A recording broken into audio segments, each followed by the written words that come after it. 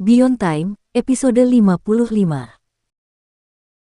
Zhang San, sebagai orang yang banyak akal, tidak ragu untuk membeli jalur teleportasi ke daratan, di mana ia hampir tidak punya waktu untuk menyapa Su Qing dan Kapten sebelum ia sibuk bekerja. Kakak ketiga juga sibuk bekerja. Tanpa ragu, ia mulai membuat berbagai persiapan berdasarkan informasi dari dalam. Berita itu segera sampai ke telinga para petinggi dari puncak gunung lainnya. Mereka tahu betapa pentingnya berita seperti ini, sehingga mereka segera berhenti memberikan tantangan duel dan mulai melakukan berbagai hal untuk memanfaatkan apa yang sedang terjadi. Mengingat hal itu, tidak mengherankan jika berita itu bocor ke publik dengan cukup cepat. Begitu semua orang tahu di mana Seven Blood Eyes akan berlabuh, segalanya menjadi sangat heboh.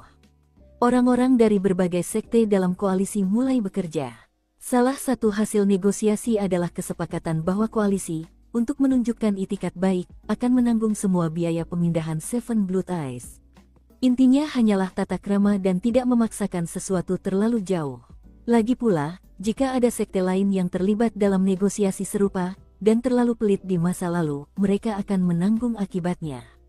Lebih dari itu, orang-orang yang mengetahui dari berbagai sekte koalisi dapat meraup untung besar karena pengetahuan mereka. Bahkan, tak lama setelah kabar itu mulai menyebar, koalisi memberlakukan moratorium transaksi properti.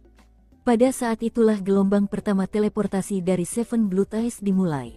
Dimulai dengan sekelompok besar murid puncak ke-6. Konon, Phoenix Selatan masih menjadi fondasi sekte tersebut dan tidak akan ditinggalkan. Jadi, hanya sekitar 60% murid yang datang, bersama dengan Master ke-6. Bersama mereka, datanglah puncak ke-6 itu sendiri. Rencananya adalah membangun kota baru di lokasi yang telah ditentukan. Proyek ini sangat besar, dan tidak hanya membutuhkan para petani, tetapi juga bantuan manusia.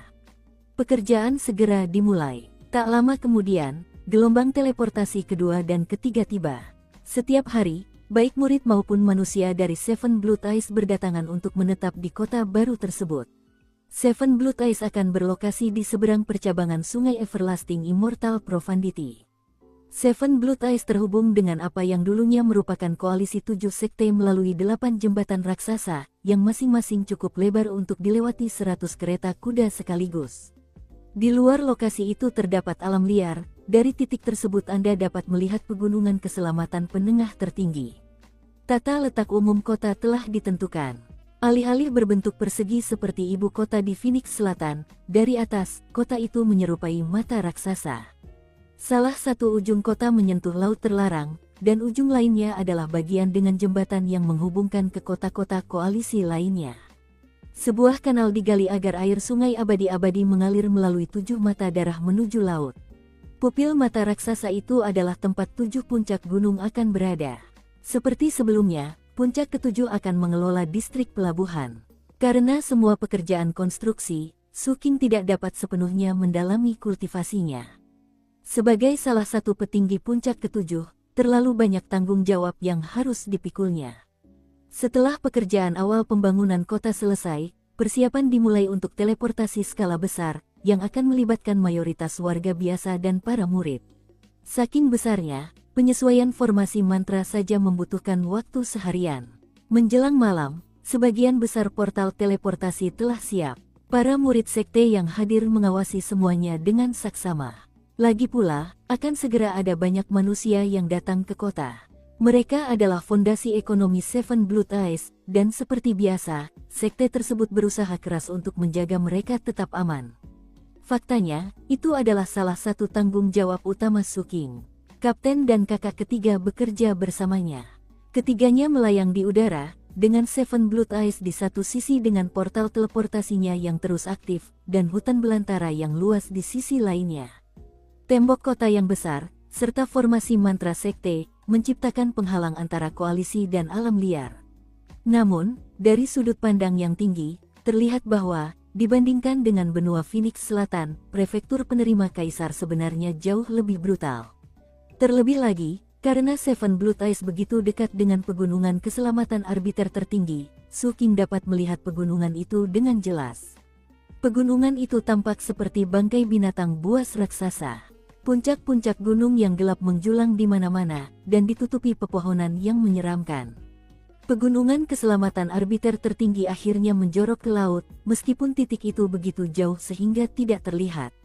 Kapten berada di sebelah Suking, mengunyah apel. Ujung pegunungan yang lain adalah tempat Anda dapat menemukan gunung penekan Dao Tiga Roh.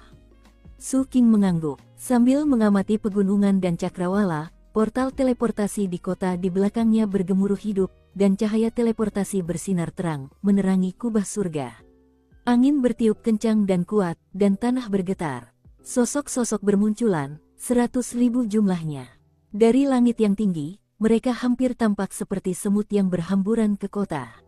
Berbagai macam ekspresi wajah terlihat, mulai dari kegembiraan hingga kekhawatiran. Bagi mereka, ini adalah negeri baru yang asing, tetapi juga tempat untuk memulai awal yang baru. Para murid di kerumunan melayang ke udara untuk melihat-lihat. Pada saat yang sama, sudah ada murid-murid yang ditugaskan untuk menjaga ketertiban dan mengarahkan orang-orang kemana harus pergi. Semua yang hadir berasal dari Seven Blood Eyes. Saat Suking mengamati dengan saksama, langit di atas pegunungan keselamatan arbiter tertinggi berubah warna. Awan merah muda tiba-tiba bergulung-gulung, disertai tekanan luar biasa yang menyebabkan kilat menyambar. Para pembudidaya tingkat tinggi di Seven Blood Eyes segera menyadarinya, dan wajah Sir Blood Smelter muncul di langit, menatap ke arah itu. Ketika Suking melakukan hal yang sama, dia melihat sesuatu yang benar-benar mengejutkan dan mengerikan. Ada ribuan warga biasa, tampaknya bukan manusia dari sebuah negara kecil di pegunungan keselamatan arbiter tertinggi, yang panik melarikan diri dari sesuatu. Mereka tampak kurus kering, dengan raut wajah ketakutan dan putus asa. Awan merah muda menyapu mereka. Warna merah muda itu sangat mengerikan, seperti campuran pemerah pipi dan daging giling. Berubah menjadi bentuk mulut, awan-awan itu melesat ke tanah. Dalam sekejap mata, ribuan rakyat jelata dilahap habis. Kemudian, suara-suara berderak terdengar saat darah berjatuhan ke tanah. Sungguh pemandangan yang mengerikan. Pupil mata Suking mengecil saat awan merah muda itu mendidih lagi, dan sesosok tubuh besar terlihat di dalamnya. Itu adalah seorang wanita, tingginya 3.000 meter. Ia sangat cantik, dengan fitur wajah yang indah, hidung mancung, tulang pipi yang terpahat, dan mata yang berkilauan dengan cahaya yang berkilauan. Mengingat betapa dekatnya wanita itu dengan 7 mata darah, terlihat jelas bahwa kulitnya ditutupi bintik-bintik gelap seperti kulit macan tutul. Pinggangnya sangat ramping, giginya putih berkilau, dan di telinganya tergantung 2 anting batu giok yang berdenting merdu ketika digerakkan. Gaunnya terbuat dari benang giok, dan dihiasi lebih dari 10.000 mutiara roh, yang masing-masing bersinar terang dan memancarkan energi roh yang kuat. Sedangkan benang giok, aroma harumnya menyebar hingga puluhan kilometer ke segala arah. Yang lebih mencengangkan lagi adalah di bagian depan jubahnya terdapat bulu phoenix totemik yang disulam dengan rambut, berkilauan terang dan berdenyut dengan keilahian yang memukau. Sambil terbang, ia mengulurkan cermin yang ia gunakan untuk memeriksa kulitnya setelah makan. Saat dia mendekati Seven Blood Eyes, Sir Blood Smelter berkata dengan muram, "Berhenti." Suaranya menggema bagaikan guntur di langit, membuat wanita di awan merah muda itu mendongak. Melihat kota Seven Blood Eyes yang baru, ia menatap Sir Blood Smelter dan mencibir. 7 mata darah. Jadi sekarang kau punya harta karun terlarang. Lucu sekali. Setelah meregangkan badan dengan malas, ia berbalik dan terbang kembali menuju pegunungan keselamatan arbiter tertinggi. Seluruh adegan itu membuat pupil Suking mengecil. Kebrutalan wanita itu mengejutkan dan kultivasinya mengerikan. Itu, kata kakak ketiga, adalah August Spirit Nether Sprite dari Gunung Penekan Dao Tiga Roh, tempat mereka mengepung 137 negara hanya untuk melahap penduduknya, menciptakan neraka yang hidup di bumi. Roh peringkat kedua tertinggi dari Gunung Penekan Dao Tiga Roh adalah pembantai matahari roh Agustus. Peringkat tertinggi adalah cahaya spore spirit Agustus. Ketiganya berada di level pengembalian Void, dan dianggap sebagai salah satu dari 6 kekuatan teratas di prefektur penerima Kaisar. Kekuatan mereka tak terbayangkan. Dia pasti datang untuk mengintimidasi kita. Mendengar kata-kata kakak ketiga, Suking memandang pegunungan di kejauhan. Ia sudah bisa merasakan betapa brutalnya prefektur penerima Kaisar. Meskipun ada kebahagiaan dan kemakmuran di koalisi, dunia luar sangat berbeda. Dunia itu ganas dan kejam. Bukan dunia yang mengharuskan membunuh atau dibunuh, melainkan dunia yang mengharuskan membunuh atau dimakan.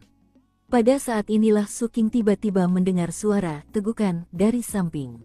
Sang kapten sedang melihat ke arah hilangnya roh August Netersprite, matanya berbinar-binar. Itu adalah mutiara resonansi roh milenium. Dan kain giok itu diciptakan menggunakan kemampuan ilahi dari kitab suci giok abadi yang sangat langka. Kain giok abadi itu dipenuhi dengan energi abadi yang mencengangkan. Memakannya akan menghasilkan manfaat yang tak terhitung. Dan kemudian ada bulu phoenix yang disulam dari rambut. Keilahian itu luar biasa. Satu set pakaian yang menakjubkan. Set pakaianku. Sebelum datang ke koalisi, Suking telah membaca tentang gunung penekan Dao Tiga Roh dalam arsip sekte. Sepanjang 500.000 kilometer di sekitar gunung penekan Dao, kerangka-kerangka berserakan di lanskap, dan tulang-tulang mencuat dari tanah seperti hutan.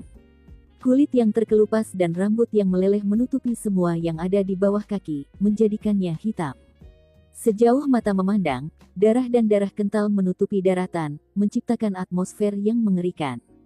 Tulang-tulang terlihat bertumpuk di mana-mana, dan alih-alih buah yang tergantung di pohon, Anda akan melihat kepala-kepala yang terpenggal, masih hidup, dan melolong kesakitan dan siksaan yang tak berkesudahan saat darah menetes dari mereka ke tanah. Ada gunungan mayat dan lautan darah. Bau busuknya sangat menyengat di neraka dunia ini. Di dalam wilayah gunung penekan Dao terdapat 137 bangsa, yang terdiri dari manusia dan non-manusia yang ditawan untuk dimakan. Ketika suatu bangsa dilahap, bangsa lain akan menggantikannya. Itulah deskripsi gunung penekan Dao Tiga Roh yang ditemukan dalam arsip 7 mata darah. Tanah-tanah brutal itu berbatasan dengan koalisi 8 sekte, dan juga dekat dengan laut, hanya dipisahkan oleh pegunungan keselamatan penengah tertinggi. Suking tahu mengapa sekte memilih tempat ini untuk ditempati. Salah satunya, tempat ini terhubung dengan koalisi secara keseluruhan. Meskipun dekat dengan gunung penekan Dao, koalisi juga merupakan salah satu kekuatan utama di prefektur penerima kaisar. Jika gunung penekan Dao menyerang, perang skala penuh akan terjadi. Alasan lain mengapa sekte memilih tempat ini adalah karena lokasinya yang dekat dengan sungai kedalaman abadi-abadi, dan energi spiritualnya yang kuat. Hal itu, pada gilirannya, akan membantu 7 mata darah membersihkan mutagen dari dalam diri mereka. Yang paling relevan adalah kanal yang kini membelah kota, yang akan memberikan energi abadi yang kuat bagi kedua sisi kanal. Anak sungai dari sungai abadi-abadi adalah milik koalisi, tetapi menurut perjanjian yang dinegosiasikan, kanal tersebut milik Seven Blood Eyes.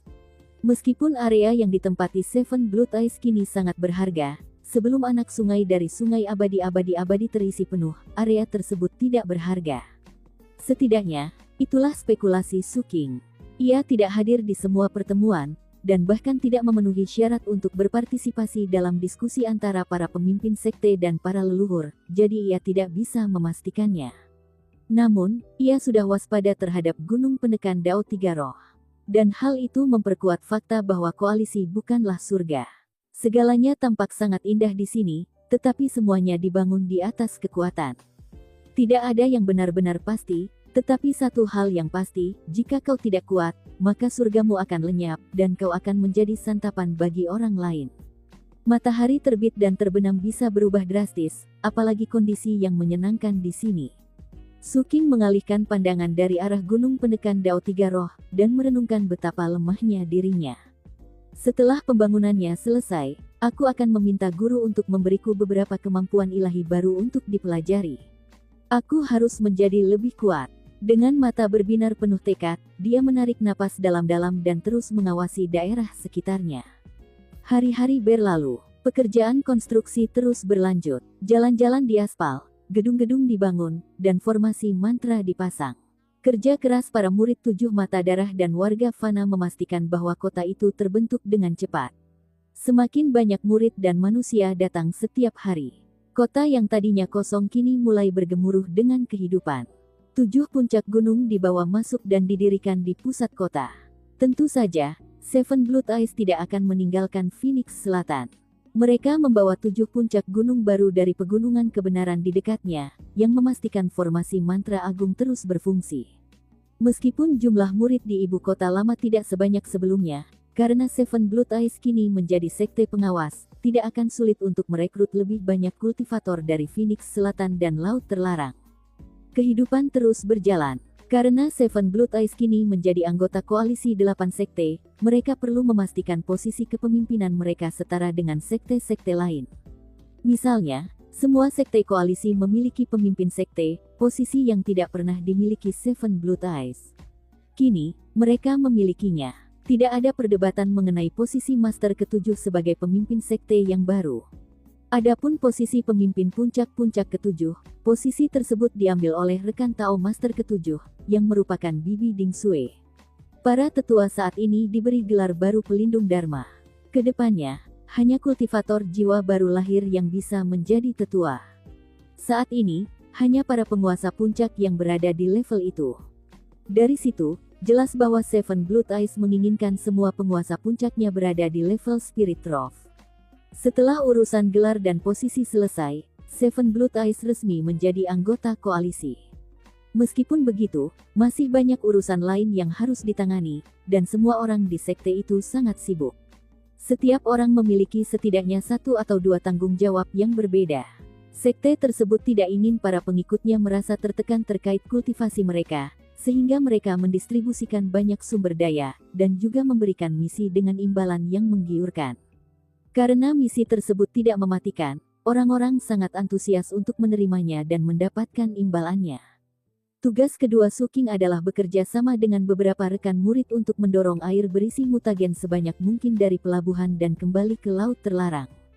Hal itu, pada gilirannya, memungkinkan murid-murid lain untuk mulai membangun pelabuhan di pelabuhan. Suking tidak pernah kembali ke Phoenix Selatan setelah menjadi bagian dari delegasi. Dia telah membuat keributan besar ketika mereka turun dari kapal, dan kemudian mengalahkan Shimaru dalam pertempuran. Semua orang merasa terguncang karenanya. Akibatnya, dia persis seperti Master Seng Yun di masa lalu, sebuah mercusuar yang bersinar dan menarik perhatian. Meskipun belum ada pengumuman resmi dari koalisi, semua orang tahu bahwa ia kini terpilih sebagai orang nomor satu. Tentu saja, banyak orang penasaran dengannya. Karena itu, saat Suking bekerja sama dengan murid-murid lain, menerapkan teknik untuk mengusir mutagen dari pelabuhan, cukup banyak murid koalisi dari sekte lain yang hadir dan menyaksikan.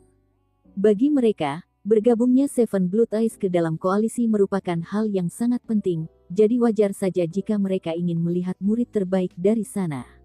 Banyak di antara mereka adalah murid perempuan, dan begitu mereka melihat sekilas Suking, mata mereka berbinar, dan mereka mulai berbisik di antara mereka sendiri. Para murid Seven Blood Eyes menganggapnya biasa saja. Hal seperti ini sudah sering terjadi akhir-akhir ini.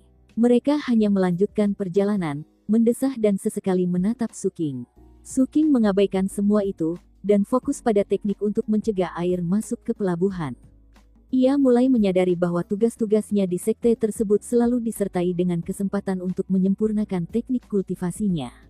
Misalnya, mendorong air laut keluar membutuhkan penggunaan kitab suci pembentukan laut, dan juga memungkinkannya merasakan tekanan penuh dari laut terlarang yang menekannya. Hal itu membutuhkan konsentrasi penuh, jika tidak, ia akan terguling ke belakang.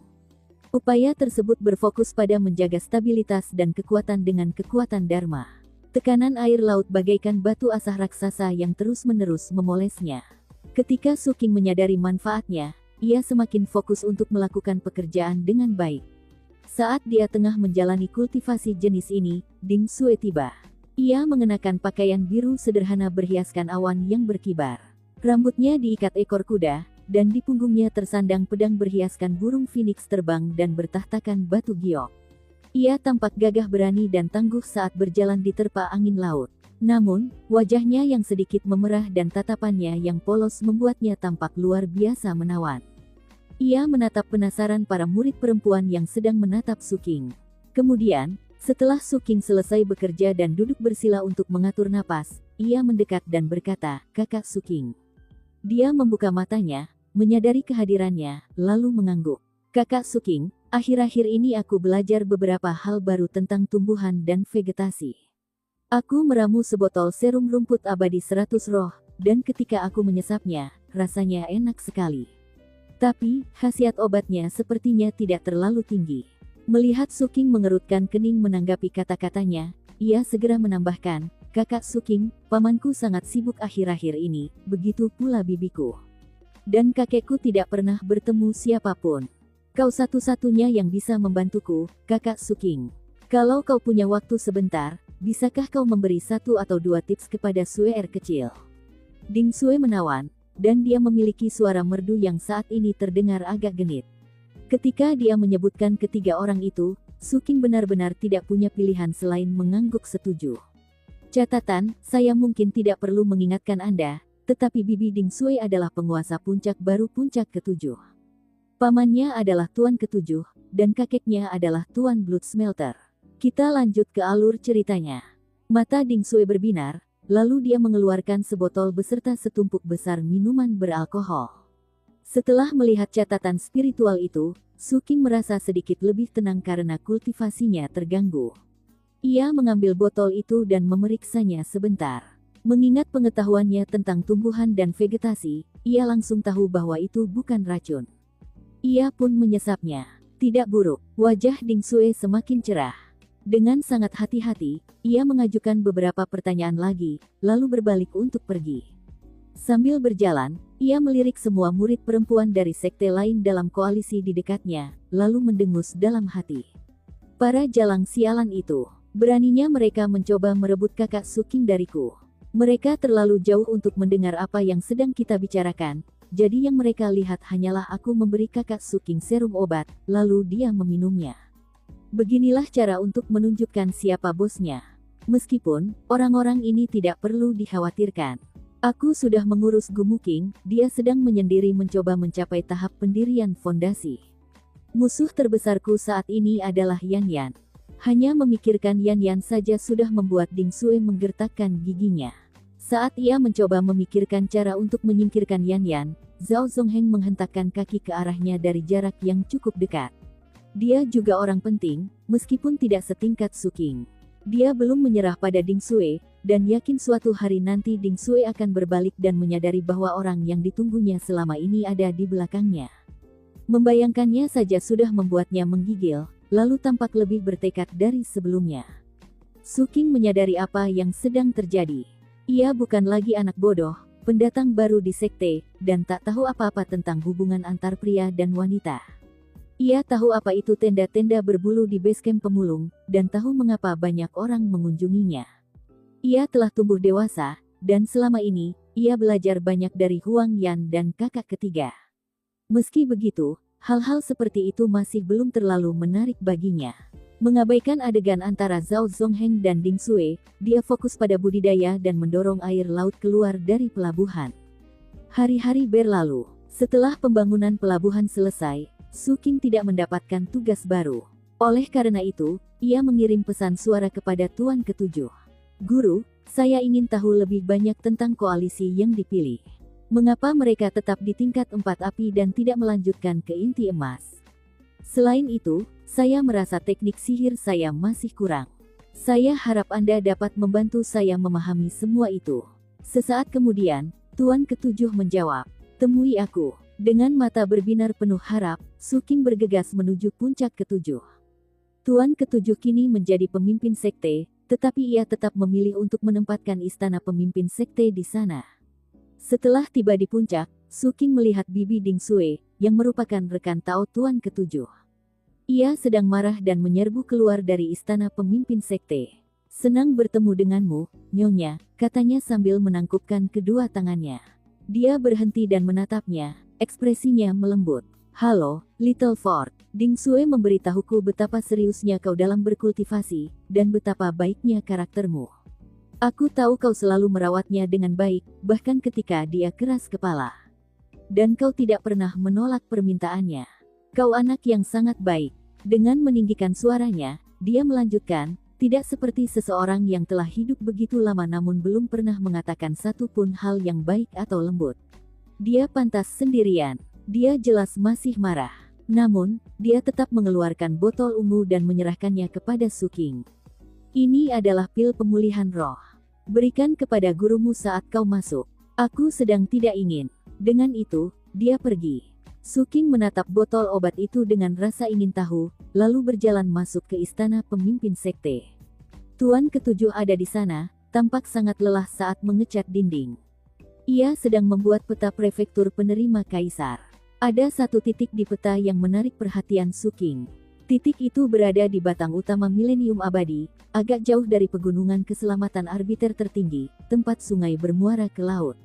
Di tempat itu, guru ketujuh sedang melukis seseorang yang duduk bermeditasi. Tidak ada seorang pun di dalam istana yang luas itu selain Tuan ketujuh, yang sedang mengerjakan lukisan itu, dan Su King. Pelayannya pun tidak terlihat. Sambil menoleh ke arah Su King, guru ketujuh bertanya, "Apakah kamu penasaran mengapa aku melukis orang yang sedang bermeditasi di dekat gunung hantu South Tor?" Su King mengangguk. "Itu tempat yang sangat penting di prefektur penerima kaisar. Setelah kau mencapai tingkat 4 api, aku akan membawamu ke sana. Siapa tahu, kau mungkin menemukan keberuntungan." Master ketujuh tidak menjelaskan lebih lanjut. Melihat botol obat di tangan Su King, ia melambaikan tangannya. Botol itu terbang ke arahnya.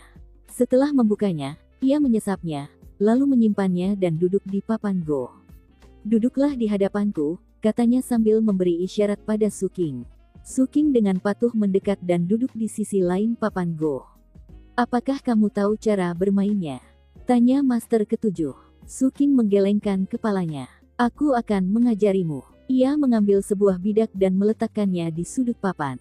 Su King berpikir sejenak, lalu meletakkan sebuah bidak di sudut seberangnya. Go itu seperti hidup, dan itu juga cara yang sempurna untuk memahami kepribadian seseorang. "Aku belum pernah kalah. Sama sekali. Mau tahu kenapa?" Master Seven meletakkan bidak lainnya. Su King mengangguk dan meniru gurunya, meletakkan sepotong lainnya. "Saya tidak memainkan karya berdasarkan situasi saat ini, melainkan situasi secara keseluruhan. Kebanyakan orang mengerti cara melakukannya, tetapi seringkali, mereka tidak memiliki situasi maupun kemampuan untuk benar-benar melakukannya. Pada akhirnya, mereka hanya menyesalinya. Begitu pula dengan koalisi yang dipilih dengan 120 lubang Dharma. Alasan mereka berhenti di 4 api tanpa maju ke inti emas adalah karena mereka memikirkan situasi secara keseluruhan. Mereka semua berharap untuk membuka lubang Dharma ke-121. Master ketujuh memainkan sebuah lagu. Tatapan penuh pertimbangan muncul di mata Su King. Saat meneliti pendirian yayasan, ia mulai curiga bahwa ada sesuatu di luar 120 lubang Dharma. Sebuah lubang Dharma tambahan. Melihat raut wajahnya, guru ketujuh terkekeh. Masih ada satu lubang Dharma lagi setelah 120. Itu lubang ke-121. Dan lubang itu menyalakan api kehidupan tambahan. Namun, tingkat kesulitan untuk berhasil tak terbayangkan, dan membutuhkan kesempatan yang ditakdirkan secara spektakuler. Tak seorang pun dapat membantu Anda melakukannya, semuanya kembali kepada Anda. Terlebih lagi, kesulitannya bukan terletak pada membukanya, melainkan pada menemukannya. Sepanjang sejarah prefektur penerima kaisar, setiap orang yang berhasil membuka lubang Dharma ke-121 berada di antara hidup dan mati. Mereka menemukan kesempatan yang ditakdirkan di tengah krisis yang mematikan, menemukan lubang Dharma ke-121 mereka, lalu membukanya. Menurut catatan dan spekulasi, setiap orang memiliki lubang Dharma itu di lokasi yang berbeda, jadi mendapatkan informasi dari orang-orang yang telah berhasil tidaklah ada gunanya. Setelah berpikir sejenak, Su King meletakkan bidak Go-nya. "Guru, apa manfaat spesifik memiliki 5 api kehidupan, selain menjadi lebih kuat?" "Manfaatnya datang ketika kamu mencapai level inti emas." Master ketujuh tersenyum. "Aku yakin kamu pernah mendengar ungkapan, nyalakan api kehidupan, terangi istana surgawi." Istana surgawi yang disebutkan, sangat penting di level inti emas. Kultivator inti emas dengan istana surgawi memiliki keterbatasan bawaan. Dan keterbatasan itu berkaitan dengan api kehidupan. Jika Anda memiliki 3 api, Anda dapat menerangi 6 istana. Itulah batas kemampuan kebanyakan murid, bahkan yang baik sekalipun. Artinya, seseorang dengan 3 api kehidupan yang melangkah ke inti emas akan mencapai puncak level tersebut ketika mereka menerangi 6 istana surgawi. Namun kenyataannya, 6 istana surgawi hanyalah permulaan. Master ketujuh berhenti bicara saat itu agar Su King bisa mencernanya sedikit. Setelah memikirkannya sejenak, Su King bertanya, "Itu setara dengan kekuatan pertempuran 36 api." Master ketujuh mengangguk. Kau bisa menganggapnya seperti itu. Kukatakan ini hanya permulaan karena di atas 6 istana surgawi terdapat kabut kehidupan. Ada istana surgawi di dalam kabut, tetapi kabut membuat mereka sulit diterangi. Hanya dengan api kehidupan keempat kau dapat menerangi istana ketujuh. Namun, jangan menganggapnya hanya istana biasa. 7 istana dapat menghancurkan 6 istana, sama seperti kau dapat dengan mudah menghancurkan seorang kultivator 5 api dengan kekuatan 6 apimu. Itulah sebabnya para kultivator dengan 4 api kehidupan ingin menemukan lubang Dharma ke-121, menyalakan api kehidupan kelima, lalu menggunakannya untuk menerangi istana surgawi ke-8 mereka. Semakin jauh mereka melampaui batas, semakin besar pula hasilnya nanti. Kata-kata Tuan Ketujuh terngiang di telinga Su King saat ia merenungkan arti semua ini. Ia mengangguk. Kamu jelas punya pengalaman dengan lampu kehidupan. Namun, hanya sebagian kegunaannya yang terwujud dalam pembentukan fondasi. Di Gold Core, ketika berurusan dengan istana surgawi, lampu-lampu itu bisa benar-benar berguna. Ketika seseorang dengan lampu kehidupan menembus tingkat inti emas dan mulai menerangi istana-istana surgawi, lampu kehidupan akan langsung menerangi salah satu istana di dalam kabut kehidupan. Tidak perlu menunggu, tidak perlu bekerja keras. Semuanya terjadi seketika. Lampu kehidupan itu sendiri seperti inti emas. Sebuah inti kehidupan, kalau boleh dibilang begitu. Dengan bakatmu, jika kau berhasil menemukan celah Dharma ke-121 itu, maka kau seharusnya memiliki 10 istana surgawi. Guru ketujuh menatap Su King dengan saksama. Sekarang, apakah kau mengerti mengapa lampu kehidupan begitu berharga bagi para kultivator inti emas? Ekspresi Su King berubah. Ini pertama kalinya selama percakapan ini terjadi. Beberapa informasi menguatkan spekulasi sebelumnya, dan secara keseluruhan, hal itu membuatnya terguncang. Rasa bahaya muncul dalam dirinya, bukan karena Master Ketujuh, melainkan karena semua kultivator inti emas jahat yang mungkin akan ia temui di masa depan. Merasa takut, Tuan Ketujuh tersenyum. Ya, jawab Su King jujur. Jadi, apa yang akan kau lakukan? Tanya Master Ketujuh, tampak sangat tertarik mendengar jawabannya. Su King menarik napas dalam-dalam dan menenangkan diri. Ia tak bisa mengubah apapun, dan sejujurnya, ia bahkan tak ingin membicarakannya. Satu-satunya hal yang terpikirkan olehnya adalah menyalakan api kehidupan keempatnya sesegera mungkin, lalu mulai menyalakan api kelima. Dan jika itu tidak berhasil, ia harus menembus inti emas secepat mungkin. Begitu ia mencapai inti emas, kedua lampu kehidupannya akan langsung menerangi 2 istana surgawi. Hal itu, dikombinasikan dengan racun-racunnya, setidaknya akan memberinya rasa aman. Namun, Su King kemudian menyadari bahwa semua itu hanya akan terjadi dalam jangka panjang. Setelah berpikir sejenak, ia melirik Tuan Ketujuh sekilas. Ia tidak lupa apa yang dikatakan Tuan Ketujuh setelah pertarungan dengan Tuan Seng Yun, bahwa ia seharusnya bekerja sama dengan kakak pertama, kakak kedua, dan kakak ketiga. Tolong aku, guru, katanya lirih. Mendengar ini, Tuan Ketujuh tertawa terbahak-bahak. Ia tampak senang dengan jawabannya. Sambil menunjuk kepala Su King, ia melanjutkan, kau harus memakai mahkota langit ungu tertinggi tanpa batas yang kuberikan padamu. Mahkota itu akan melindungimu dari level jiwa baru lahir. Kemudian, Tuan Ketujuh melambaikan tangannya, dan 5 bola cahaya melesat keluar dari lengan bajunya. Ia menjentikkan jarinya ke salah satu bola, dan bola itu berubah menjadi kepingan giok yang terbang ke arah Su King. Instruksi untuk mahkota itu ada di sana. Pelajari nanti. Su King mengambil slip giok itu, lalu menatap ke-4 bola cahaya lainnya, jantungnya berdebar kencang. Master Ketujuh menjentikkan jarinya lagi, dan bola cahaya kedua mendekati Su King. Ketika Su King mengulurkan tangan untuk mengambilnya, bola itu berubah menjadi boneka kain seukuran telapak tangan. Boneka itu tampak sangat hidup. Matanya bahkan bergerak, menatap Su King, dan memamerkan gigi-giginya, memperlihatkan banyak taring. Dari caranya meronta dalam genggamannya, sepertinya boneka itu tidak suka dipegang orang. Itu boneka hantu penukar nyawa. Intinya, itu benda grue tingkat tinggi. Boneka itu secara alami punya 3 nyawa, dan begitu kau membentuk ikatan darah dengannya, ia akan mati menggantikanmu hingga 3 kali. Kau seharusnya aman di sekte ini, tapi saat kau pergi, bawalah ia. Jantung Suking berdebar kencang saat ia menggenggam erat boneka hantu penukar nyawa itu.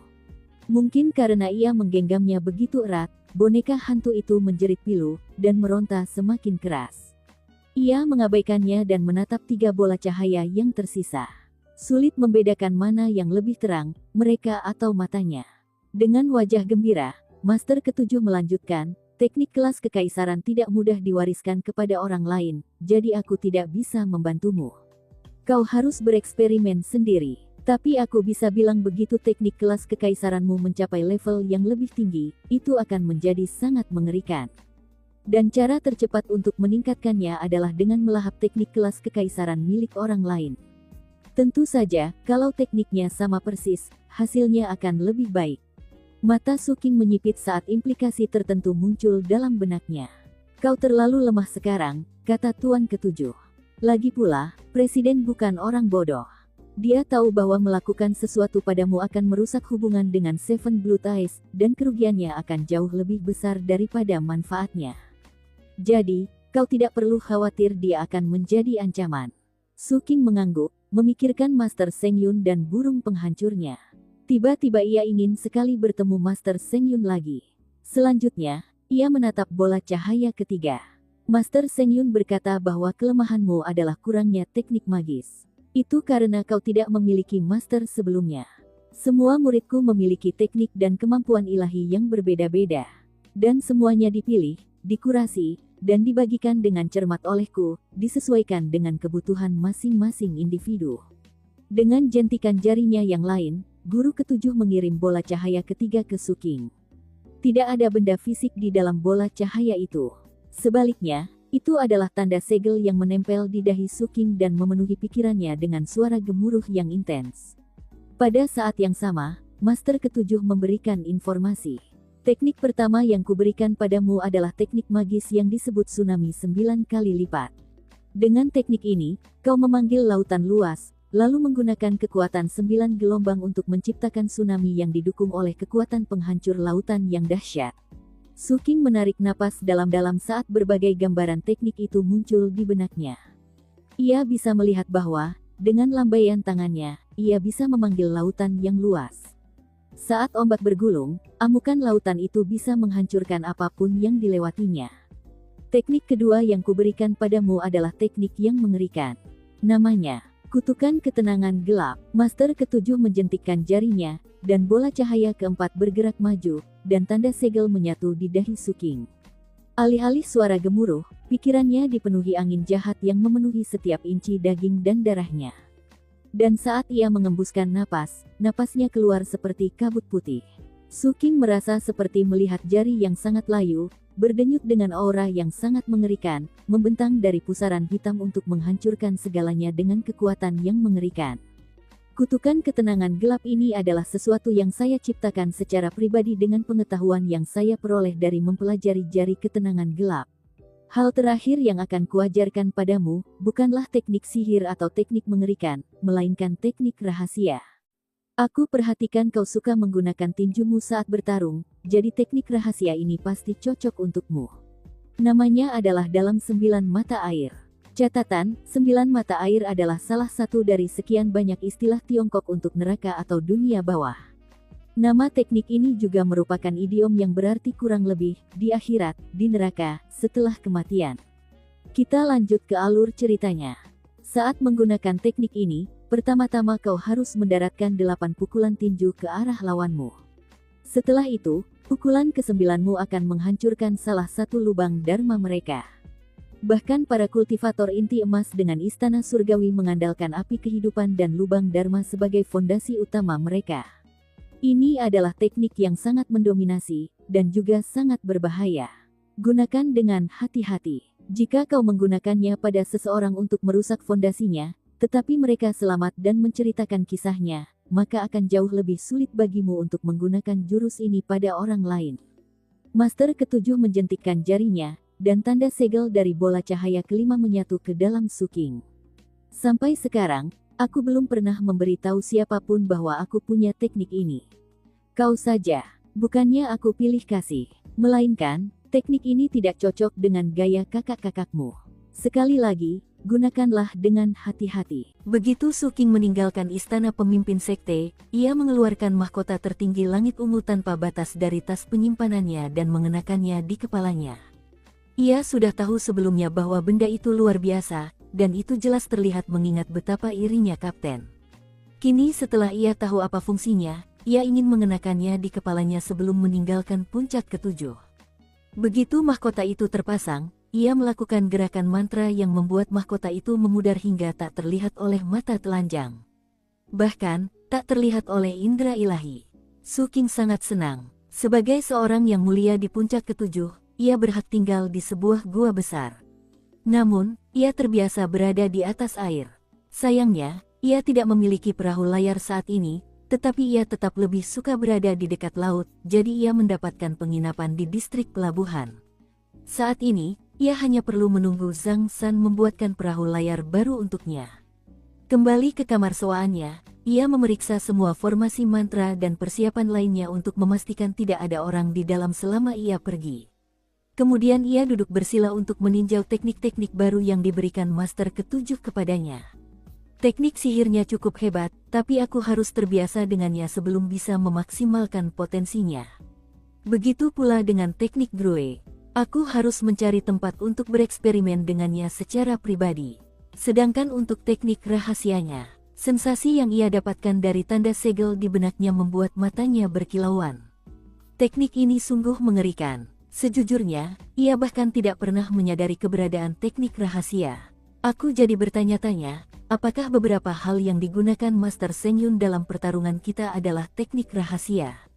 Kalau dipikir-pikir lagi, tebakannya adalah tak satu pun dari mereka yang diklasifikasikan seperti itu. Dan kalaupun diklasifikasikan, tak satu pun yang bisa menandingi Within the Nine Springs. Dengan 9 pukulan tinju, aku bisa menghancurkan celah Dharma. Dalam pertarungan melawan seseorang yang setara denganku, teknik ini akan menjadi aset terbesarku. Dengan pikiran-pikiran seperti itu, ia mulai bekerja keras untuk membiasakan diri dengan teknik tersebut sebagaimana adanya dalam tanda segel di benaknya.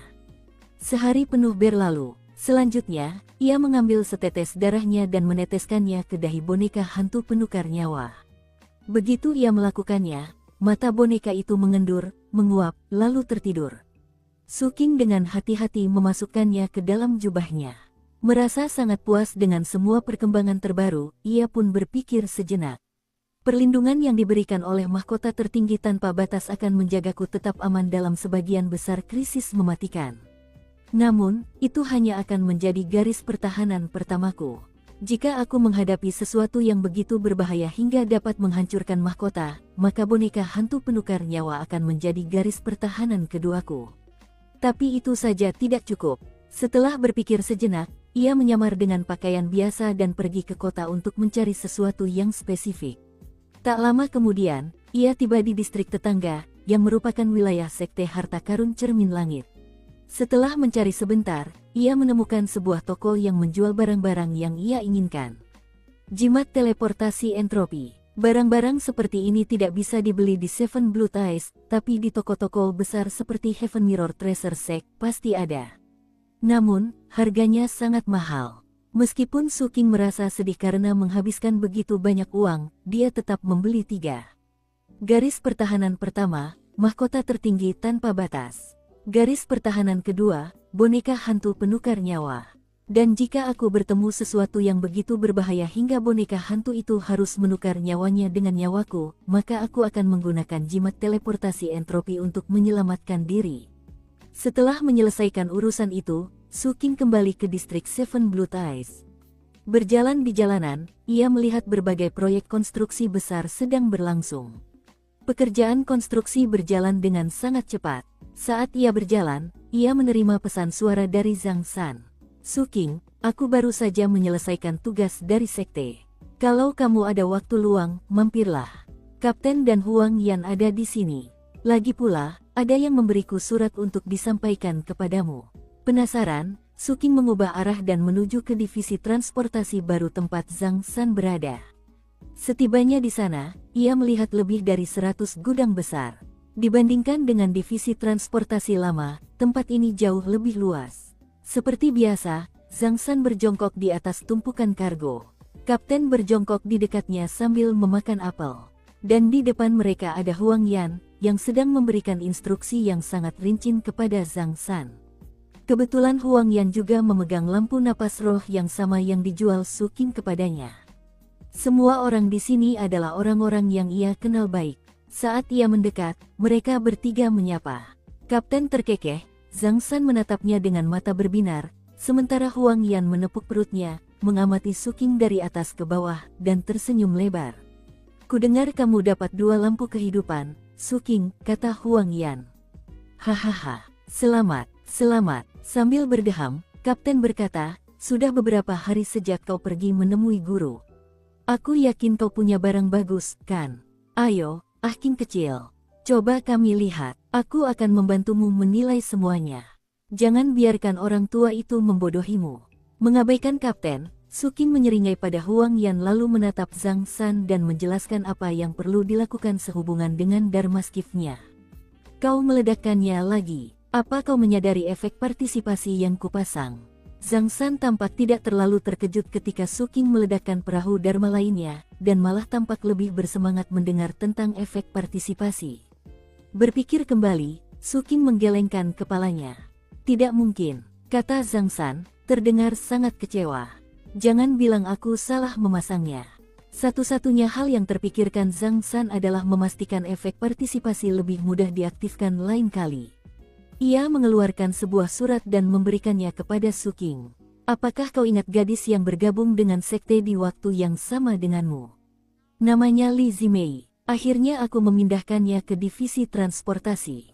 Dia gadis yang pekerja keras. Zhang San mendesah. Kebetulan 3 orang terpilih dari perkumpulan abadi arbiter tertinggi memperhatikannya. Kurasa ada diskusi antara kedua sekte, karena mereka akhirnya membawanya pergi. Mereka bilang konstitusinya sangat cocok untuk teknik perkumpulan abadi arbiter tertinggi. Kapten tampak sangat penasaran, dan bahkan Huang Yan pun mengamati surat itu, tetapi Su Qing hanya memasukkannya ke dalam tas penyimpanannya tanpa membacanya. Ia teringat Li Zimei, dan betapa malunya Li Zimei di luar restoran saat ia kembali mengambil sisa makanan, hanya untuk dimarahi oleh pelayan. Melihat hari sudah mulai larut, Huang Yan kembali melanjutkan perkataannya sebelumnya kepada Zhang San. Kakak Zhang San, kau benar-benar harus membantuku membuat benda ini dengan benar. Kita sudah dekat dengan ulang tahun pernikahanku yang ke-3344 dengan kakak. Aku tidak ingin memberinya sesuatu yang terlalu mahal, karena nanti dia akan salah paham. Tapi aku harus memberinya sesuatu. Itulah sebabnya aku ingin kau mengubah api dari lampu ini menjadi jepit rambut.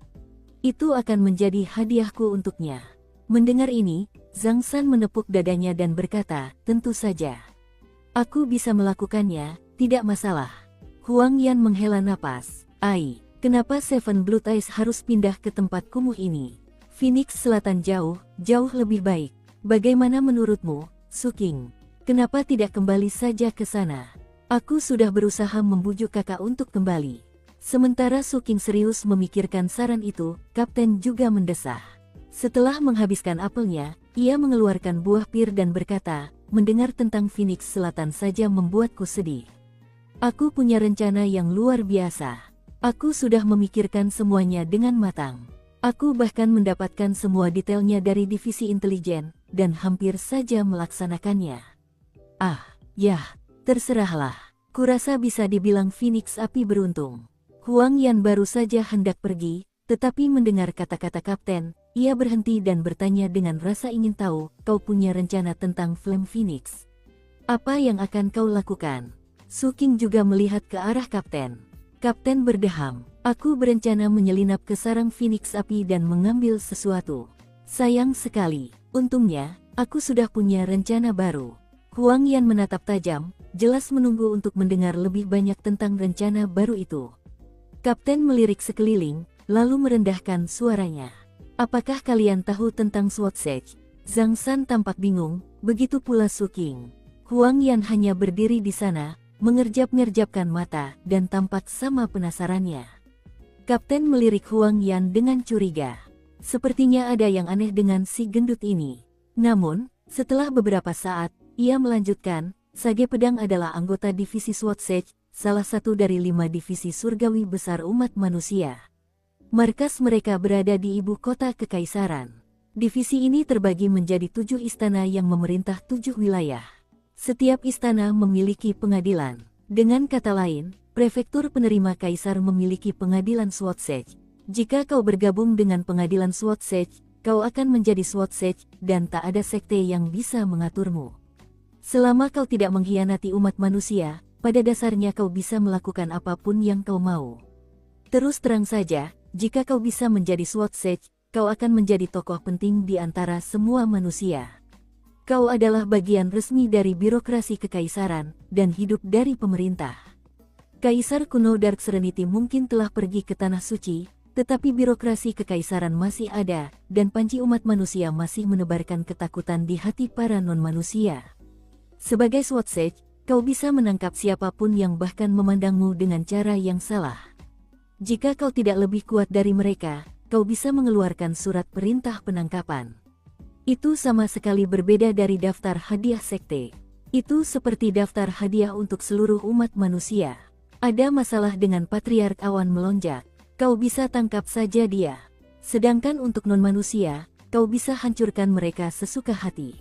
Dan tentu saja, tak seorang pun akan berani mencari masalah denganmu. Tak sengaja menabrak arena pedang, kau akan langsung dipenggal. Lebih dari itu, para pendekar pedang bisa mengolah sihir rahasia Dark Serenity. Kudengar mereka sangat hebat, bahkan, pernah ada seseorang yang mengolah sihir rahasia seperti itu, dan mereka hampir saja membunuh Flame Phoenix hanya dengan satu jurus pedang. Rahang Huang Yan ternganga. Akan tetapi, ekspresi Su King tetap sama seperti sebelumnya, karena ia terbiasa dengan kapten dan hiperbola yang sengaja dibuatnya membingungkan. Melihat Su King yang tak berekspresi, kapten mengangkat alisnya. "Ah King kecil, kudengar Master Seng Yun selamat dari pertarungan denganmu." Patriark Awan Melonjak menggunakan semacam sihir rahasia untuk menyembuhkannya. Biayanya sangat mahal, dan Presiden Koalisi bahkan harus membantu. Sulit untuk mengatakan apakah itu potensi bencana, tetapi yang kutahu adalah orang-orang mengatakan dia tidak terlalu mempermasalahkan kekalahan itu. Malahan, dia mengasingkan diri untuk menembus level 5 api. Mendengar ini, ekspresi Su King tetap tenang, tetapi matanya berkedip dengan cahaya dingin. Namun, jika kau menjadi Swatsej, hanya perlu sepatah kata darimu, dan Master Seng Yun akan gemetar ketakutan. Itulah mengapa rencanaku adalah menjadi Swatsej. Sang kapten menghabiskan buah pirnya dan mengambil sebuah jeruk, mengupasnya, lalu melanjutkan, "Dengan begitu, apapun rencana besar yang kubuat di masa depan, tak seorang pun akan berani menggangguku. Jika mereka mencoba, aku akan menghukum mereka dengan otoritas penuh seluruh umat manusia." "Bagaimana caranya menjadi seorang pendekar pedang?" tanya Zhang San penuh semangat. "Mereka memiliki proses penyaringan dan pengujian yang sangat ketat. Mereka hanya memilih yang terbaik dari yang terbaik. Setiap 10 tahun, mereka menerima 5 orang baru. Berdasarkan perhitungan saya, ujiannya tidak lama lagi.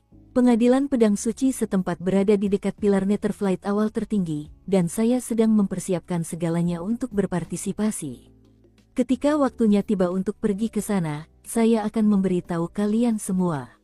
Setelah itu, kapten berdiri, menyeka debu dari bokongnya, lalu melambaikan tangan dan pergi. Huang Yan juga pergi. Saat Su King dan Zhang San selesai membahas semua detail perahu dharmanya, matahari sudah terbenam. Akhirnya, Su King pun pergi. Sementara itu, di tempat lain di Koalisi 8 Sekte, khususnya di Sekte Pedang Awan Melonjak, ada lokasi rahasia di mana formasi mantra yang tak terhitung jumlahnya telah didirikan secara rahasia di sekitar tangki darah besar. Teriakan kesakitan yang tidak manusiawi bergema terus-menerus dari tangki darah itu, baik siang maupun malam. 8 pedang kuno muncul dari darah, dan di atas masing-masing pedang itu, seseorang duduk bersila. Ada pria dan wanita, kebanyakan masih muda. Semuanya memancarkan fluktuasi basis kultivasi jiwa baru lahir. Kekuatan gabungan pedang-pedang itu melepaskan aliran energi pedang, menciptakan jaring yang membebani tangki darah. Di atas jaring itu terdapat seekor gagak emas raksasa, melihat ke bawah dan menyerap darah. Seorang lelaki tua melayang di udara di sampingnya. Ia tak lain adalah Patriark Awan Melonjak. Saat dia melihat ke dalam tangki darah, ekspresinya sangat tidak sedap dipandang. Cucu, gumamnya sedih, bertahanlah sedikit lagi. Racun yang diberikan bajingan itu padamu unik dan kuat, dan tak satu pun metode penyembuhanku mampu membersihkannya. Aku tak tahu cara menyembuhkanmu. Bahkan menjagamu tetap hidup saja sudah cukup sulit. Satu-satunya yang membuatmu bertahan adalah proyeksi teknik kelas kekaisaran presiden dengan kekuatan hidupnya yang dahsyat, yang menjaga racunnya tetap stabil. Kau tahu bajingan itu telah menemukan keberuntungan. Cucu, namamu, Seng Yun, berarti cahaya dan cahaya. Pertanda yang muncul saat kau lahir menunjukkan bahwa kau dapat menapaki jalan para kaisar kuno. Kau tidak boleh menyerah. Bertahanlah. Kau akan merebut kembali kejayaan yang menjadi milikmu. Semua asetnya adalah milikmu. Di dalam tangki darah terdapat sosok kerangka yang hanya tersisa sekitar 30% daging dan darahnya. Dengan ekspresi ganas, ia berteriak dengan panik, "Aku akan membunuhmu, Suking." Pembangunan ibu kota baru Seven Blood Eyes telah selesai. Setelah berkali-kali teleportasi, populasinya belum mencapai tingkat yang sama seperti di benua Phoenix Selatan. Tentu saja, koalisi tersebut terdiri dari total 137 sekte, sehingga banyak orang lain yang tertarik dengan kota baru tersebut. Pengunjung datang untuk berbisnis, berbelanja, atau terkadang sekadar berteman. Terlepas dari itu, kota baru itu ramai dengan kebisingan dan kegembiraan. Penyesuaian harus dilakukan pada berbagai departemen resmi sekte, serta orang-orang yang membentuknya. Seperti sebelumnya, Huang Yan bertugas di asisten pilot. Kakak perempuan kedua kesayangannya adalah wakil komandan Departemen Patroli dan Investigasi, yang sangat cocok dengan kepribadiannya. Kehadirannya saja sudah menebarkan ketakutan di hati para penjahat kelas teri. Departemen-departemen baru dibentuk, termasuk yang menangani hubungan dengan sekte-sekte lain dalam koalisi. Misalnya, ada Departemen Perdagangan. Dalam menentukan kekuatan atau kelemahan suatu organisasi, ada lebih dari sekadar kultivator tingkat tinggi dan harta karun terlarang. Faktor lain yang sangat penting adalah kekayaan. Itu adalah kebenaran universal yang berlaku dimanapun orang berkumpul dalam jumlah besar. Sudah sewajarnya Departemen Perdagangan diperlukan. Departemen ini mengawasi semua kepentingan komersial Seven Blood Eyes, baik eksternal maupun internal. Wakil komandan departemen itu dipilih langsung oleh Master Ketujuh, dan tidak lain adalah kakak ketiga. Guru Ketujuh tahu bahwa Suking dan Kapten berhubungan baik, jadi dia mengatur agar mereka bekerja sama di departemen yang paling penting. Divisi Keamanan Khusus. Nama divisi ini tidak sesuai dengan gaya Phoenix Selatan.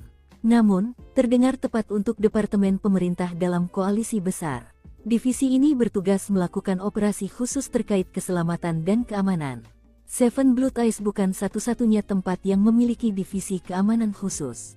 Ketujuh sekte besar memilikinya. Mereka sebenarnya adalah badan terpadu yang diawasi oleh Komando Pusat, dan mereka memiliki wewenang baik secara internal maupun eksternal. Direktur divisi tersebut adalah Master ke-6. Ada dua wakil direktur, Kapten dan Suking. Master ke-6 tidak bermaksud untuk mengawasi operasi sehari-hari, jadi ia mendelegasikan wewenang kepada Kapten dan Suking untuk menangani sebagian besar urusan. Lokasi berbagai departemen disesuaikan. Kantor-kantor dibangun di dekat 8 jembatan yang mengarah ke bagian utama megakota. Tata letaknya kurang lebih berbentuk segitiga, dengan lebih dari 100 bangunan, yang masing-masing memiliki halaman sendiri. Meskipun semua bangunan berdiri sendiri, jika digabungkan, mereka menciptakan satu area terpadu. Terdapat banyak departemen yang lebih kecil. Lebih dari 3.000 murid dari berbagai puncak gunung ditugaskan ke berbagai posisi, dengan sekitar setengahnya adalah mantan polisi dari Divisi Kejahatan Kekerasan. Salah satunya adalah si bisu. Setelah Suking menerima tugasnya dan hendak melapor untuk pertama kalinya, ia memikirkan bagaimana ia akan bekerja di divisi yang sama dengan kapten lagi, dan memutuskan untuk mengambil beberapa apel dari gerobak di sepanjang jalan. Setelah membeli apel, ia berjalan sedikit lebih jauh dan melihat sebuah pemandian air panas abadi yang baru dibuka, di mana ia melihat wajah yang familiar. Tidak lain adalah Su Xiaohui. Ketika Su Xiaohui melihatnya, ia menyapa dan kemudian mengulurkan selembar giok untuk diambilnya. "Kakak Su, aku dan teman perempuanku memulai pemandian air panas abadi yang baru ini. Kalau kamu punya waktu, datanglah dan cobalah.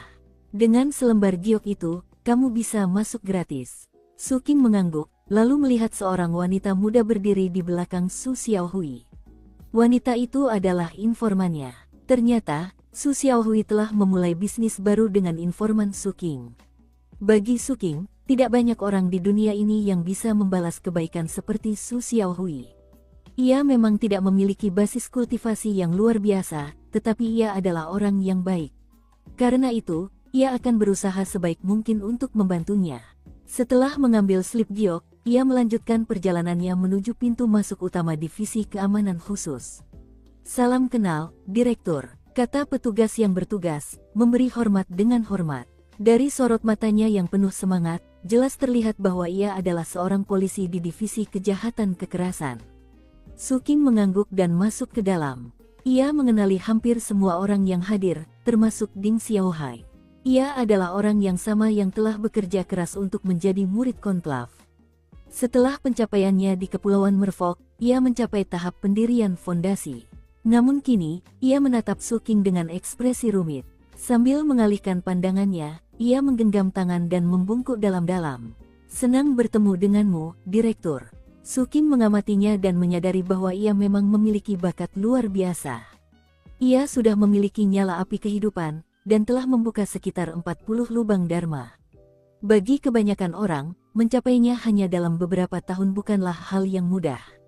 Su Qing tidak menyukainya, karena hanya melihatnya saja sudah mengingatkannya pada Zhou Qingpeng. Namun, setiap orang punya cara hidup masing-masing, jadi ia mengalihkan pandangan dan melanjutkan berjalan. Ding Xiaohai memperhatikan kepergiannya dan menghela napas dalam-dalam. Ia tahu Su Qing masih mengingat insiden Zhou Qingpeng, namun Ding Xiaohai tetap merasa tidak bersalah. Di dunia yang kacau ini, setiap orang harus memikirkan diri sendiri sebelum orang lain. Ketika Su Qing mencapai jantung divisi keamanan khusus, dia akhirnya menemukan Kapten. Kapten sedang mempelajari setumpuk berkas dan sesekali mengeluarkan perintah baru untuk mengkonsolidasikan berbagai cabang divisi.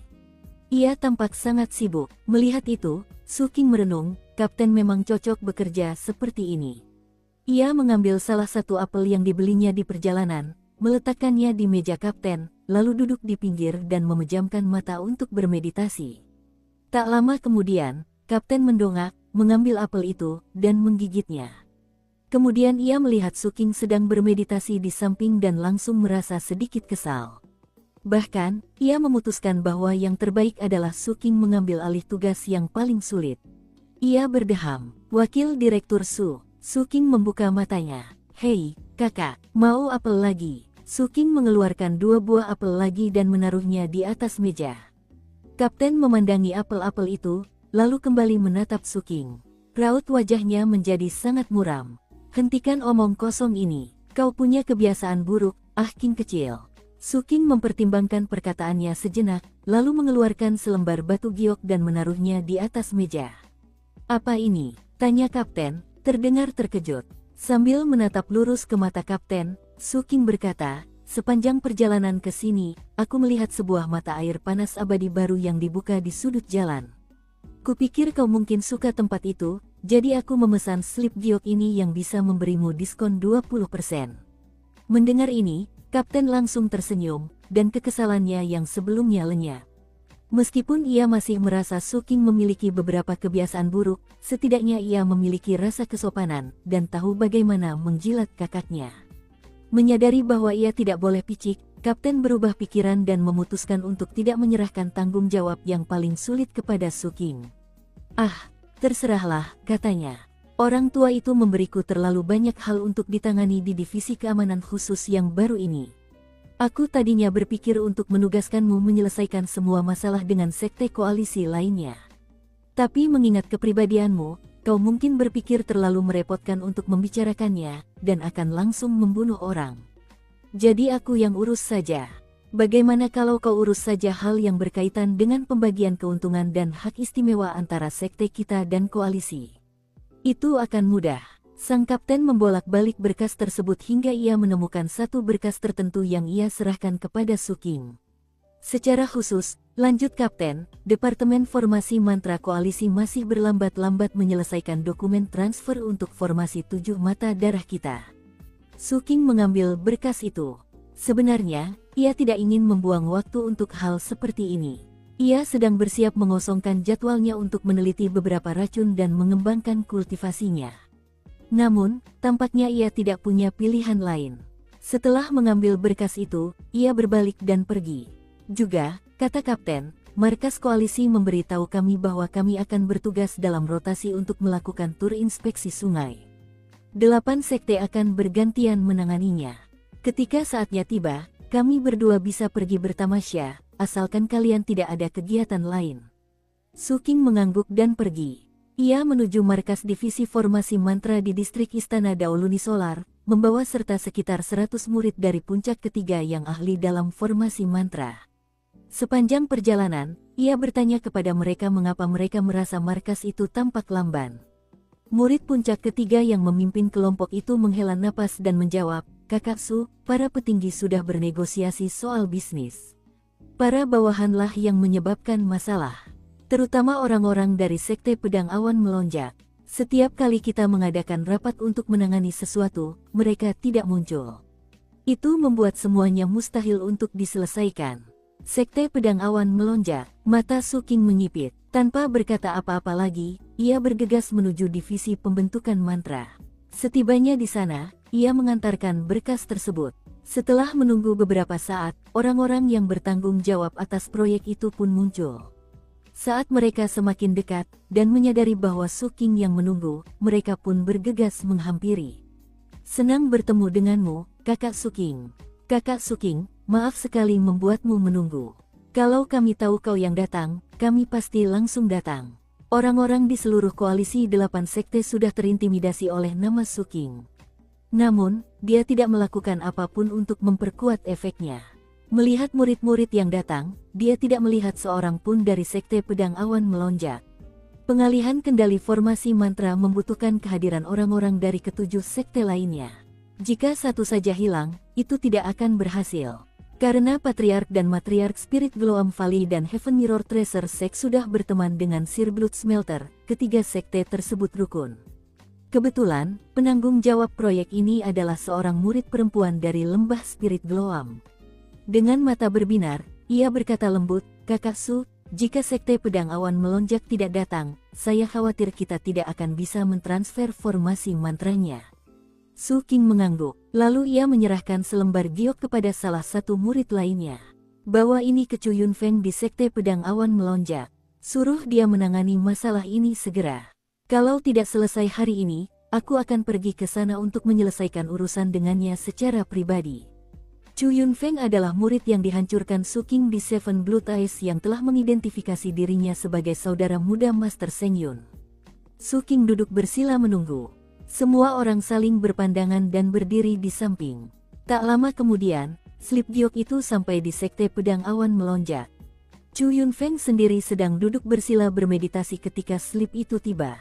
Setelah membacanya, matanya memerah. Setan racun Su King. Orang ini benar-benar pengganggu. Dia pikir slip giok Iou bisa membuatku membantunya. Berhentilah bermimpi, sobat. Sambil mendengus dingin, ia melempar slip giok itu ke samping. Beberapa jam kemudian, ia membuka mata dan menatap langit, lalu menyadari hari hampir berakhir. Sambil menggerutu sepanjang waktu, ia mengirim pesan ke Departemen Pembentukan Mantra Sekte Pedang Awan Melonjak dan dengan marah meneriakkan beberapa perintah.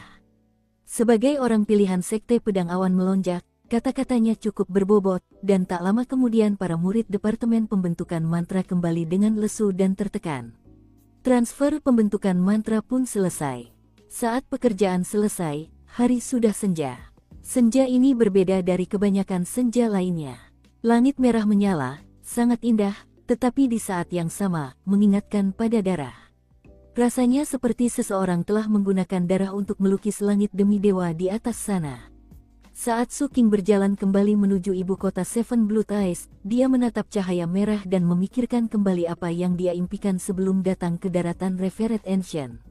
Di sebuah lokasi di prefektur penerima kaisar, yang sangat jauh dari koalisi 8 sekte, dekat pilar Netherflight awal tertinggi, terdapat rawa-rawa. Rawa itu bukan wilayah terlarang, tetapi tingkat mutagennya tinggi, dan merupakan tempat yang mematikan. Rawa itu terletak di dataran rendah tempat air mudah terkumpul. Terdapat juga hutan batu-batu hitam bergerigi yang menjorok keluar dari air. Saat cahaya merah senja menyebar di atas air rawa, warnanya tampak seperti darah. Di dalam cahaya berdarah itu ada dua sosok. Salah satu dari mereka bersujud menyembah. Yang satunya lagi duduk di atas salah satu batu besar itu, satu kaki bertumpu di batu, kaki lainnya tergantung bebas, bersandar pada satu lengan sambil menatap langit merah tua. Kedua sosok ini mengenakan topeng. Yang mengejutkan, topeng-topeng itu dihiasi agar tampak seperti setengah wajah dewa di langit. Satu-satunya perbedaan adalah mata topeng itu terbuka, bukan tertutup. Dan mata yang terbuka itu memperlihatkan mata orang-orang yang mengenakan topeng tersebut. Orang yang bersujud itu berkata, "Tuan, para agen merpati malam di benua Phoenix Selatan telah ditinggalkan, sesuai instruksi Anda. Saya mengirim mereka ke Seven Blood Eyes, dan menggunakan sekte itu untuk menyingkirkan sebagian besar dari mereka." Bailey telah mati, juga di tangan Seven Blood Eyes. Dia dibunuh oleh penguasa puncak dari puncak keenam mereka. Suaranya penuh hormat dan tatapannya penuh fanatisme. Dia adalah pemimpin Night Dove, dan menyandang nama yang sama dengan organisasi yang dipimpinnya. Namun, satu kata dari orang di atas batu besar itu, dan dia akan meninggalkan semua anggota Night Dove dan kepentingan Night Dove. Singkatnya, dia rela mati demi orang itu. Ia melanjutkan, ada dua orang lain yang kurang dikenal yang terlibat dalam kematian Bailey. Saya menyebutkan mereka dalam laporan resmi. Seven Blood Eyes bergabung dengan koalisi, yang kemudian berganti nama menjadi Koalisi 8 Sekte. Saya punya kontak di sana yang ingin bergabung dengan Torchlight. Ia mengundang kami untuk menyaksikan pertunjukan berlumuran darahnya yang akan datang. Ia berkata bahwa kami akan sangat menikmatinya. Perkataannya disambut dengan keheningan. Setelah beberapa saat, orang yang sedang menatap langit itu menoleh ke arah laut terlarang. Lalu ia tertawa penuh teka-teki. "Ayo kita lihat, selagi kita di sana, aku bisa memberi 7 mata darah hadiah yang berlumuran darah." Berdasarkan suara orang ini, dia adalah seorang pria muda. "Baik, Tuan," kata Night Dove, lalu menghilang dari keberadaan. Beberapa saat setelah Night Dove pergi, warna merah tua di langit memudar, dan bulan pun muncul. Pemuda itu, yang masih menatap langit, menatap bulan dan berbisik, "Sekte tempat adikku berada. Aku belum melihatnya selama 11 tahun. Satu lagi rintangan dalam hidupku ini." Pria muda itu tersenyum dengan penuh arti. Saat Su King berjalan melintasi salah satu dari 8 jembatan menuju 7 mata darah, energi abadi menggelegak di air yang mengalir di bawahnya. Di atas, langit berwarna merah tua samar. Saat kegelapan menyebar dan bulan muncul, ia menuju ke kota menuju Zhangshan. Sepanjang perjalanan, Zhangshan mengiriminya pesan suara yang memberitahukan bahwa Dharmaskifnya telah selesai. Su King merasa tidak enak badan tanpa perahu Dharma, jadi ia bergegas mencari Zhangshan. Sesampainya di divisi transportasi, Zhangshan sedang menunggu di halaman bersama Dharmaskifnya. Perahu layar Dharmaskif itu panjangnya lebih dari 600 meter dan penampilannya sungguh mengejutkan. Kelihatannya mirip dengan versi lama, tetapi di saat yang sama, berbeda. Hal itu terutama terlihat pada haluan dan buritannya. Haluannya tidak lagi menyerupai perahu layar. Sebaliknya, perahu itu berwajah besar tanpa fitur dengan topeng besi hitam yang menutupinya. Jelas, Zhangshan terinspirasi dari kapal-kapal besar yang digunakan delegasi, karena ia telah memasang 9 ekor di buritannya. Meskipun lebih kecil dari aslinya, perahu-perahu itu jelas penuh dengan formasi mantra dari berbagai jenis. Alih-alih 8 layar, perahu layar Dharmaskif itu kini memiliki 16 layar, dan layar-layar itu lebih besar dari sebelumnya. Zhangshan berdiri di atas kapal, tampak kelelahan namun juga sangat bangga. "Su King, Dharmaskif ini sudah mencapai batas kemampuan Dharmaskif. Pada dasarnya, ini baru setengah langkah menuju kategori Dharmasip. Saya mengerahkan semua keahlian dan kemampuan yang saya miliki untuk membuat benda ini. Tidak hanya bisa terbang dan bergerak di bawah air, tetapi juga bisa berubah menjadi topeng sehingga mudah disimpan dan dibawa." Tampak sangat serius, Su King menangkupkan tangan dan membungkuk dalam-dalam. "Biaya untuk benda ini sangat besar," lanjut Zhangshan, "tapi untungnya, pelabuhan di Phoenix Selatan cukup menguntungkan untuk menutupinya. Ngomong-ngomong, saya menambahkan mekanisme peledakan diri. Sejujurnya, Saya sebenarnya fokus untuk membuatnya lebih kuat setelah peledakan diri. Dengan kata lain, saya secara khusus merancangnya agar bisa meledakkan diri 3 kali berturut-turut. Struktur pesawat ini memiliki 3 lapisan untuk tujuan itu. Zhang San menatap Su Qing dengan serius. Su Qing menatapnya dengan penuh perhatian. Ada banyak keilahian di dalamnya, lanjut Zhang San, dan sumber kekuatannya kuat. Kecuali seseorang menyerangnya dengan setidaknya 3 kekuatan tempur api, ia tak akan tersentuh. Kelemahan terbesarnya adalah dalam hal jiwa, itulah sebabnya aku memasang topeng di haluan kapal. Ngomong-ngomong soal jiwa, aku tahu kau mengolah kitab suci menelan jiwa api unggun. Aku juga. Mungkin kau ingat bagaimana deskripsi tekniknya menyebutkan bahwa ketika kau mengolahnya hingga tingkat keberhasilan tertinggi, kau bisa menekan jiwa-jiwa di dalam lubang dharmamu. Setelah mencapai kesuksesan tertinggi, kau bisa mengambil jiwa-jiwa yang terpenjara itu, menggabungkannya, dan memasukkannya ke dalam dharmaskifmu untuk menjadi jiwanya. Saat itulah kau bisa meningkatkannya menjadi dharmasip.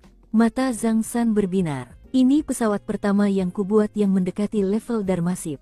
Su Qing, saat kau tak sengaja menggunakan fungsi self-detonation, pastikan untuk tidak meninggalkan semua bagiannya tergeletak begitu saja. Kumpulkan sebanyak mungkin dan bawa kembali, agar aku bisa memikirkan cara untuk meningkatkannya. Su Qing sangat terguncang oleh pekerjaan yang telah dilakukan Zhang San, dan karena itu, ia mengangguk setuju dengan sungguh-sungguh. Permintaan Zhang San memang masuk akal. Setelah membahas lebih lanjut detail perahu Dharma yang baru, ia pun berpamitan. Setelah melihat Su Qing pergi, Zhang San menguap. Ia merasa lebih lelah dari sebelumnya, karena menghabiskan begitu banyak waktu mengerjakan dharmaskif hingga ia bahkan belum beristirahat. Salah satu alasannya, ia ingin membantu Su Qing. Namun, ia juga sangat berharap jika Su Qing terlibat perkelahian besar dan meledakkan dharmaskif, efek partisipasi yang telah ia pasang akan terungkap. Terakhir kali, kemampuanku memang kurang. Tapi kali ini tidak. Merasa sangat puas dengan dirinya sendiri, ia menyalakan pipanya dan berjalan pergi untuk tidur. Su Qing pergi dengan perasaan sangat puas. Di saat yang sama, ia merasa keahlian Zhang San terbuang sia-sia di divisi transportasi. Ia terlalu hebat dalam pekerjaannya. Meski begitu, Zhang San lebih menyukai kehidupan seperti ini. Kemajuan kultivasinya memang lambat, tetapi Su Qing tahu bahwa Zhang San tidak keberatan. Bagi Zhang San, kunci ketenangan pikiran terletak pada melihat Su Qing dan Kapten semakin kuat. Aku harus mencari cara untuk membalasnya. Gumam Su Qing sambil berjalan menuju pelabuhan. Pada tahap awal pembangunan, ia sudah memilih tempat berlabuh. Ketika dharmaskifnya tercebur ke air, ia melompat ke atas, mengaktifkan pertahanan, dan masuk ke kabin. Melihat sekeliling, ia melihat interiornya tidak jauh berbeda dengan dharmaskif lamanya. Saat ia duduk bersila, ia merasakan gerakan kapal yang familiar bergoyang di air. Akhirnya, hatinya mulai tenang setelah mengingat mimpi aneh itu. Ia membuka matanya dari meditasi ketika hari sudah larut malam. Setelah memeriksa kumbang-kumbang yang telah memakan es abadi, dan melihat bahwa mereka masih tertidur, ia mulai mempraktikkan teknik magis yang diberikan oleh Master Ketujuh. Dalam hal kultivasi, Su Qing selalu fokus dan bekerja keras. 3 hari berlalu dengan cepat. Selama itu, ia tidak pernah meninggalkan perahu dharmanya. Ia tidak pergi ke divisi keamanan khusus. Sebaliknya, ia tetap fokus sepenuhnya pada kultivasi dan penelitian tekniknya. Lubang dharma ke-102-nya mulai mengendur. Pada malam ketiga, ia membuka matanya dari meditasinya dan berjalan keluar menuju dek. Sang kapten berjongkok di tepi sungai. Karena tidak melihat Su Qing, ia melemparkan sebuah apel ke arah perahu Dharma. Pertahanannya memang kuat, tetapi sang kapten memiliki keahlian tertentu, sehingga ketika apel itu mengenai perisai, apel itu tidak hancur berkeping-keping. Malah, apel itu memantul kembali kepadanya. Ia menangkapnya, menggigitnya, lalu melemparkannya kembali ke arah perisai. Rasanya seperti ia sedang bermain-main. Ketika akhirnya menyadari keberadaan Su Qing, ia melambaikan tangan. Sibuk malam ini, Qing kecil. Su Qing memandangi apel kapten yang setengah dimakan dan mengangguk mengiyakan. Ya, aku sibuk. Tidak sibuk. Bagus. Ikut aku mengurus sesuatu. Aku sedang kekurangan uang akhir-akhir ini, jadi aku berencana menjual kembali jari uang si idiot itu kepadanya. Aku sudah mengurus semua negosiasinya, sekarang aku tinggal mengambil uangnya. Kesepakatannya akan tercapai malam ini. Dengan mata berbinar-binar, Kapten merendahkan suaranya dan melanjutkan, ikutlah, ya. Ingat, aku ikut denganmu dalam perjalanan pulang. Sang Kapten berdeham. Tanpa menjawab, Su King turun dari perahu Dharmanya. Bagaimana kesepakatannya? Di kaki markas Gunung Sekte Ketenangan Gelap, kata Kapten, sambil berdiri dengan gembira. Sambil memberikan sebuah apel kepada Su King, ia merangkul bahunya dan melanjutkan dengan sembunyi-sembunyi, "Ah King kecil, kau dan aku punya hubungan yang sangat dekat, kan? Tidak seperti si brengsek kakak ketiga itu. Begitu aku meminta bantuannya, dia langsung lari ke bukit. Pokoknya, jangan khawatir. Aku sayang padamu, adik muda, dan karena itu, aku pasti akan melibatkanmu dalam rencana besar yang sedang kususun. Kamu tidak khawatir pertemuan ini jebakan?" tanya Su King. Mata Kapten berbinar-binar gembira. "Semoga saja, karena kita pergi bersama, kalau ada yang tidak biasa, orang tua itu pasti akan datang dan membantu. Kalau cuma aku, dia pasti tidak akan repot-repot." Kapten berkedip beberapa kali. Su King menatapnya dalam-dalam sejenak, lalu mengangguk. Di bawah naungan malam, mereka berdua meninggalkan pelabuhan dan menuju ke arah Sekte Ketenangan Gelap. Mereka bergerak cepat. Tak lama kemudian, mereka sampai di kaki markas Gunung Sekte Ketenangan Gelap, di tempat yang telah diatur Kapten untuk bertemu Huang Yikun, sebuah pagoda terbuka dengan pemandangan gunung yang indah. Gunung itu sendiri menjulang tinggi di antara awan-awan yang berserakan. Cahaya lampu berkelap-kelip di atasnya bagai bintang, tetapi secara keseluruhan, gunung itu gelap. Di puncaknya terdapat sebuah patung besar yang dibingkai cahaya bulan. Patung itu menggambarkan kaisar kuno ketenangan kegelapan, sedang menatap laut terlarang. Meskipun jaraknya sangat jauh, Su King dapat merasakan tekanan mengerikan yang terpancar dari patung itu. Markas besar gunung itu memberi Su King rasa misteri yang mendalam. Bagaimanapun, puncak ketujuh awalnya merupakan cabang dari Sekte Ketenangan Gelap, dan teknik mereka memiliki dasar yang sama. Terlebih lagi, Presiden Koalisi saat ini memulai karirnya di Sekte Ketenangan Gelap, dan merupakan kakak dari matriark saat ini. Matriark yang sama pernah melirik Su King di Seven Blood Eyes, meskipun raut wajahnya tidak terlihat. Saat Su King melihat ke arah itu, Kapten berjongkok di samping dan berkata, "Sudah waktunya. Si idiot Huang itu pasti akan segera datang." Su King mengalihkan pandangan dari gunung dan menunggu. Setelah cukup waktu berlalu hingga dupa habis terbakar, dan Huang Yikun masih belum terlihat, Kapten mengangkat alisnya dan mengirim pesan suara melalui slip giok. Sementara itu, baik Su King maupun Kapten tidak menyadari bahwa seseorang sedang mendekati pasukan koalisi tinggi di langit. Orang ini bergerak dengan kecepatan luar biasa, memasuki formasi mantra koalisi tanpa suara. Sesaat kemudian, mereka sudah berada di markas Gunung Sekte Ketenangan Kegelapan, dan hendak melangkah ke puncak ketika mereka melihat Su King dan Kapten di bawah. Sosok itu berhenti di udara. Sesaat kemudian, raut wajah orang itu terungkap. Ia seorang wanita yang tampak menggoda, dengan rambut panjang tergerai di punggungnya dan diikat longgar dengan pita merah muda.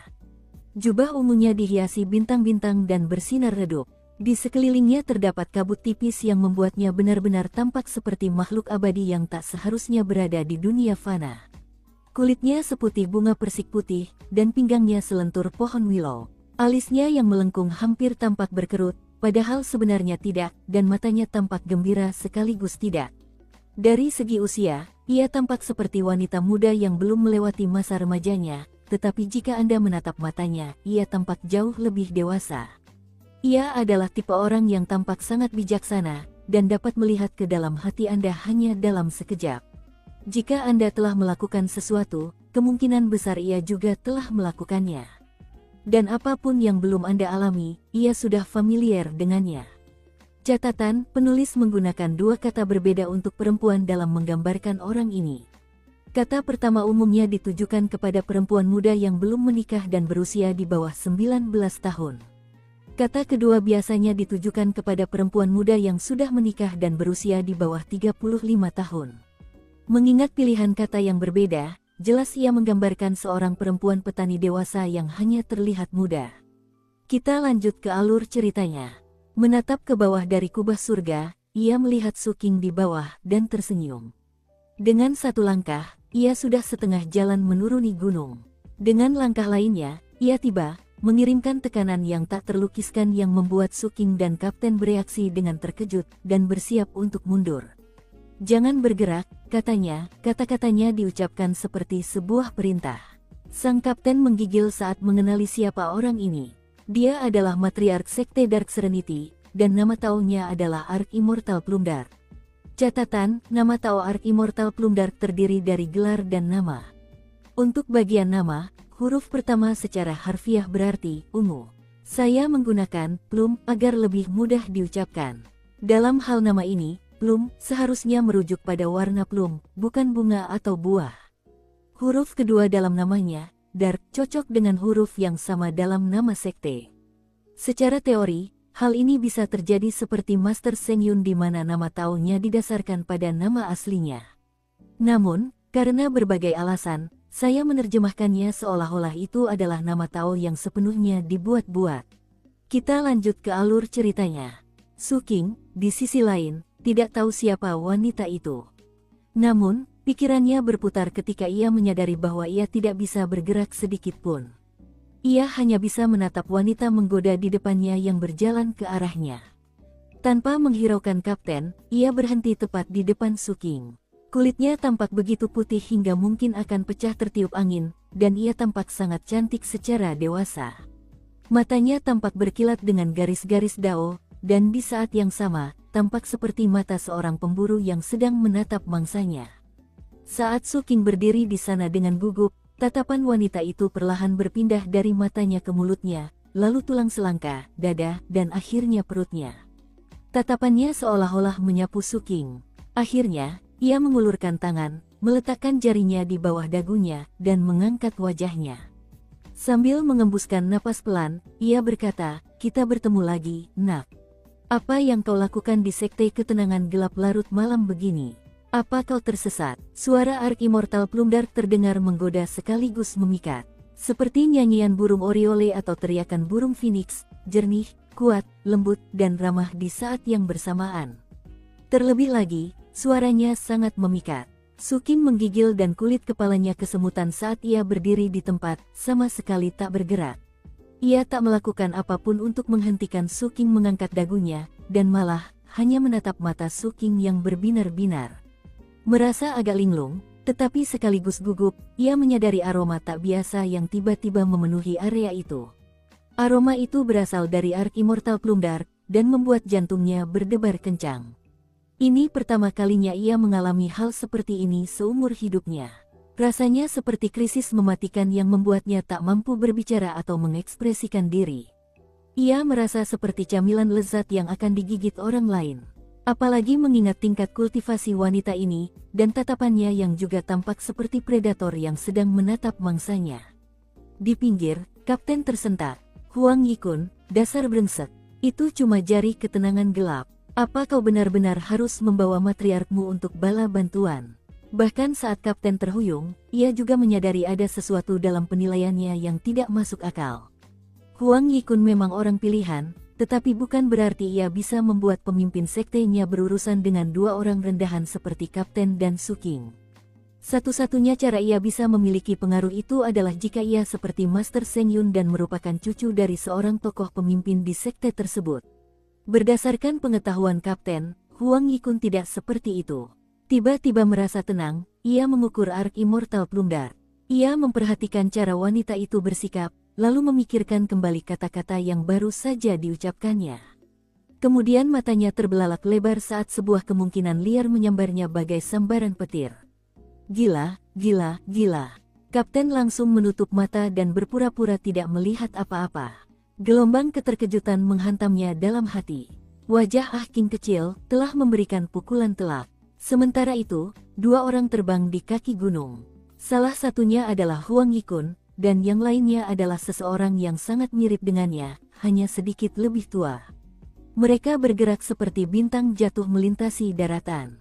Sambil menggertakkan giginya, Huang Yikun berkata, "Kakak, kau harus memastikan aku mendapatkan keadilan hari ini. Orang-orang itu benar-benar keterlaluan. Mereka benar-benar merobek jari-jariku. Sungguh brutal." Tindakan seperti itu akan membuat manusia dan dewa marah. Rambutmu benar-benar berdiri karena marah. Jangan khawatir, adik kecil. Sebagai kakakmu, aku, ya. Pemuda yang lebih tua adalah Huang Lingfei, kakak laki-laki Huang Yikun, seorang kultivator inti emas dengan satu istana surgawi. Saat mereka hampir sampai di tempat pertemuan, ia hendak mengatakan sesuatu ketika tiba-tiba ia memotong ucapannya. Matanya terbelalak lebar, berhenti di tempatnya. Ia mengamati pemandangan di kejauhan, ekspresinya dipenuhi rasa tak percaya yang mendalam. Terlihat jelas di depan, sang matriark sektenya, dengan genit mengangkat dagu Suking. Berdiri di samping Suking adalah yang mulia dari puncak ketujuh, jelas-jelas memejamkan mata karena tak berani menatap sang matriark dan objek rayuannya, Suking. Namun, keheranan di wajah para yang mulia terlihat jelas, dan itulah yang juga dirasakan Huang Lingfei. Meskipun Huang Lingfei berhenti di tempat dan tersentak, Huang Yikun lebih lambat dalam memahaminya. Itu Suking, teriaknya. Kakak, bantu aku ke sana dan... Kedatangan mereka menarik perhatian kapten, yang membuka mata dan menatap mereka. Bersamaan dengan itu, Ark Immortal Plumdark yang memikat perlahan menurunkan tangannya dan menatap Huang Lingfei dan Huang Yikun. Saat dia menatap Huang Lingfei, jantungnya berdebar kencang, dan dia langsung berputar dan menamparkan kepala saudaranya, memotong kata-katanya dan membuatnya pingsan. Persetan aku akan membantumu. Huang Lingfei melolong dalam hati. Adiknya selalu gila, tidak terlalu cepat berpikir. Itulah salah satu alasan mengapa dia ditugaskan ke misi 7 mata darah. Tidak ada satu orang pun dari sekte ketenangan gelap yang pergi ke misi itu.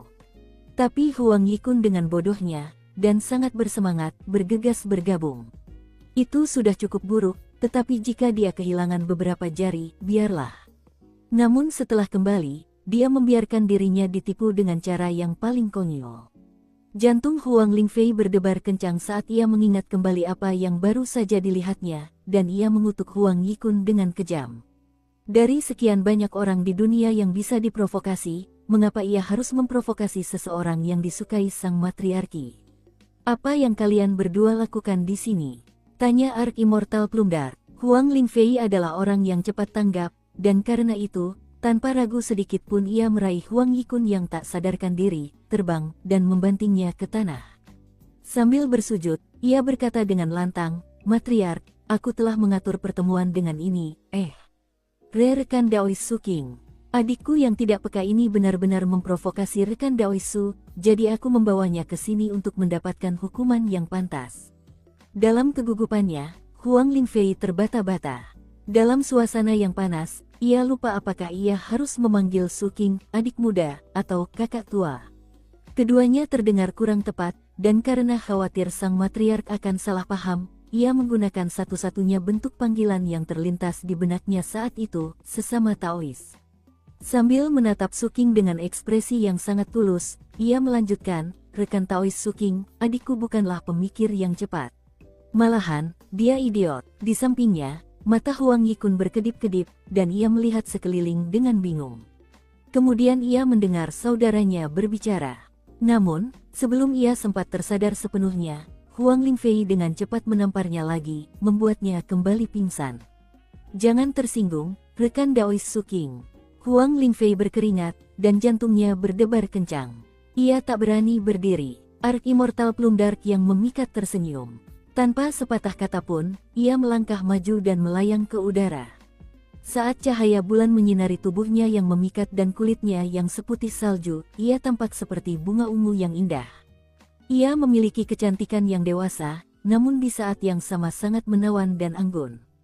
Saat melayang di udara, ia perlahan berbalik, menunduk, dan tersenyum. Kapanpun, nak, datanglah dan kunjungi sekte ketenangan gelap. Rembulan membingkainya, memperindah penampilannya, menonjolkan pinggang rampingnya, dan membuatnya tampak bak makhluk abadi dari surga tertinggi, senyumnya seindah cahaya bintang. Sebelum kata-katanya sempat terucap, ia telah tiada. Setelah kepala suku sekte ketenangan gelap pergi, Suking bisa bergerak lagi. Ia terhuyung mundur beberapa langkah, terengah-engah.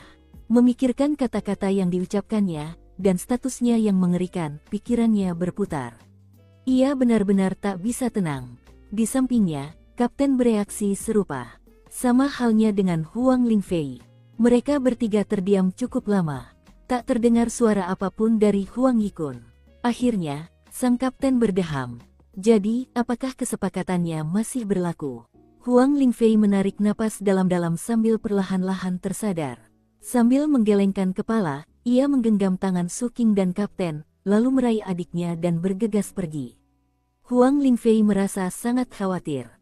Ia yakin telah melihat sesuatu yang seharusnya tidak dilihatnya, dan telah mengganggu sang matriark di saat yang menyenangkan. Pikiran itu membuatnya sangat cemas. Su Qing masih merasa gelisah saat menyaksikan kepergian Huang Lingfei. Kemudian kapten berkata mereka harus pergi. Setelah mereka kembali ke Seven Blood Eyes, kapten menghela napas panjang. Aku tak percaya kita bertemu dengan matriark sekte Dark Serenity. Ark Immortal Plumdark. Su Qing tidak menjawab. Ia memikirkan kembali apa yang baru saja terjadi, terutama tatapan mata Ark Immortal Plumdark. Pikiran itu saja membuatnya terengah-engah. Ini pertama kalinya ia merasakan sensasi seperti itu. Ah Qing kecil, aku harus berterima kasih padamu untuk hari ini, kata kapten sambil mendesah lagi. Aku tahu sedikit tentang Ark Immortal Plumdark. Dulu ketika dia masih muda, namanya mengguncang seluruh prefektur penerima kaisar. Banyak orang merayunya, tetapi bahkan sampai hari ini, dia belum pernah memiliki satupun pasangan Taois.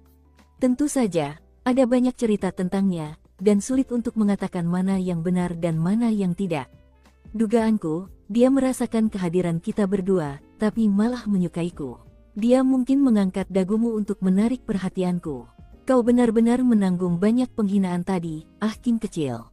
Tanpa sedikit pun tersipu, kapten menepuk bahu Su Qing. Su Qing menatap kapten. Kakak, kamu harus makan lebih banyak jeruk bali ke depannya.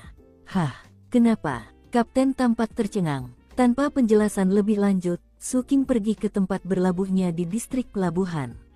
Sesaat kemudian, ia melompat ke perahu dharmanya. Catatan, lelucon tentang jeruk bali, yang juga bisa diterjemahkan sebagai pomelo, tetapi jeruk bali lebih umum di tempat asal saya, jadi saya memilih terjemahan itu tidak pernah dijelaskan. Berdasarkan komentar dalam bahasa Mandarin, dan masukan dari Madame Deadblade, saya rasa lelucon itu berkaitan dengan kulit jeruk bali atau pomelo yang tebal. Dalam bahasa Mandarin, mengatakan seseorang berkulit tebal, atau terutama kulit wajah tebal, berarti mereka tidak tahu malu atau kurang ajar.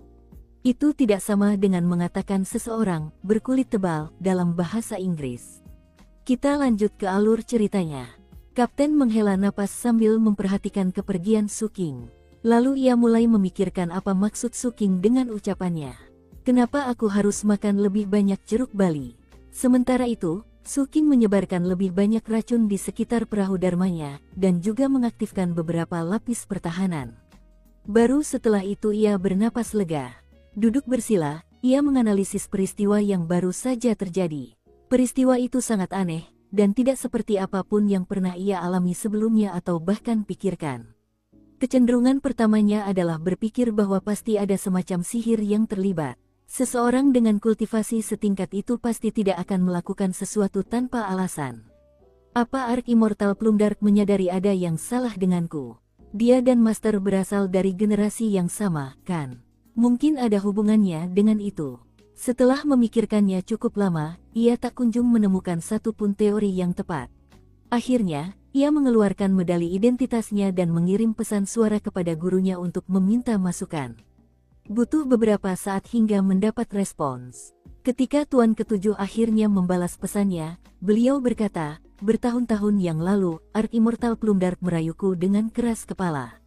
Aku menolaknya lebih dari 300 kali. Mungkin melihatmu membuatnya teringat padaku. Masuk akal. Bagaimanapun, jangan sebarkan berita ini. Semua itu sudah berlalu. Aku sedang sibuk sekarang, jadi aku tidak bisa menjelaskan lebih detail. Sampai jumpa lagi. Mata Su Qing menyipit curiga. Tanggapan guru sepertinya sangat mirip dengan penilaian kapten sebelumnya. Sementara itu, di puncak markas Gunung Sekte Ketenangan Gelap, di aula besar, Ark Immortal Plumdark duduk di atas tikar buluh, meregangkan badan. Pelayannya, seorang wanita tua, baru saja menyajikan sup biji teratai awan salju yang diseduh dari embun pagi 100 bunga teratai. Tepat saat sang matriark menyesapnya dengan anggun, ia mengerutkan kening dan melihat ke samping.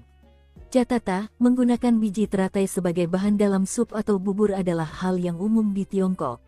Bahkan, Madame Deadblade memiliki biji teratai di dapurnya yang ia gunakan untuk tujuan tersebut. Konon, kaldu tersebut memiliki manfaat kesehatan, dan biasanya mengandung beberapa bahan lain seperti berbagai kacang-kacangan, polong-polongan, dan lain. Biasanya tampilannya seperti ini. Namun, deskripsi mewah sup ini, seperti dibuat dengan embun pagi dari 100 bunga teratai, membuatnya terdengar sangat berkelas.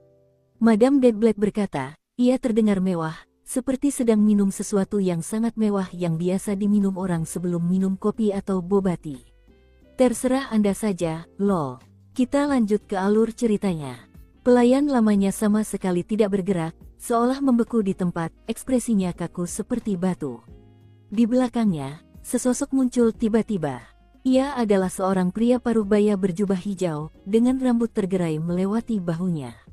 Ia tampak terpelajar dan berkelas, dengan mata yang berbinar-binar, seolah-olah ada lapisan demi lapisan bintang di dalamnya. Bahkan, tatapannya saja seolah mengandung kekuatan yang luar biasa, seolah siapapun yang memandangnya akan terseret ke dalamnya. Ia adalah Presiden Koalisi 8 Sekte. Waktumu tak banyak lagi, Suster Junior, katanya. Sudahkah kau memutuskan bagaimana menanggapi lamaranku? Sambil mengerutkan kening, Ark Immortal Plumdark menjawab, kau bertanya setiap bulan, dan setiap bulan pula aku menolak. Apa kau tidak akan pernah menyerah? Kenapa kau selalu bilang tidak? Kau masih mencari seseorang dengan cahaya di hatinya. Orang seperti itu tidak ada di dunia yang kacau ini. Dan kalaupun ada, begitu mereka menyadari betapa kejamnya manusia, kebrutalan dunia akan mengubah mereka. Cahaya itu akan memudar, dan itu bukan yang kau cari. Kau hanya perlu setuju untuk menerima sebagian dari kehendak ilahiku. Pinjamlah kekuatanku untuk menebus benang terakhir hukum magis yang kau lewatkan. Saat kau mencapai lingkaran besar 1000 dao yang menghancurkan ruang, kau akhirnya akan memiliki harapan untuk menembus tahap kedua. Cari saja orang lain kalau kau mau kualipil, kata Ark Immortal Plumdark dengan tenang, tanpa mundur sedikit pun. Orang lain mungkin tidak tahu seperti apa dirimu di dalam, tapi aku tahu. Presiden menatapnya dalam-dalam, lalu tersenyum tipis. Umurmu sudah tidak banyak lagi, Suster Junior. Aku akan kembali bulan depan untuk bertanya lagi. Presiden berubah menjadi bintik-bintik cahaya bintang yang tak terhitung jumlahnya, lalu memudar menjadi tidak ada. Setelah dia pergi, perempuan tua itu mulai bergerak lagi. Ia jelas tidak tahu apa yang baru saja terjadi. Ark Immortal Plumdark menatap kuahnya dan sedikit mengernyit.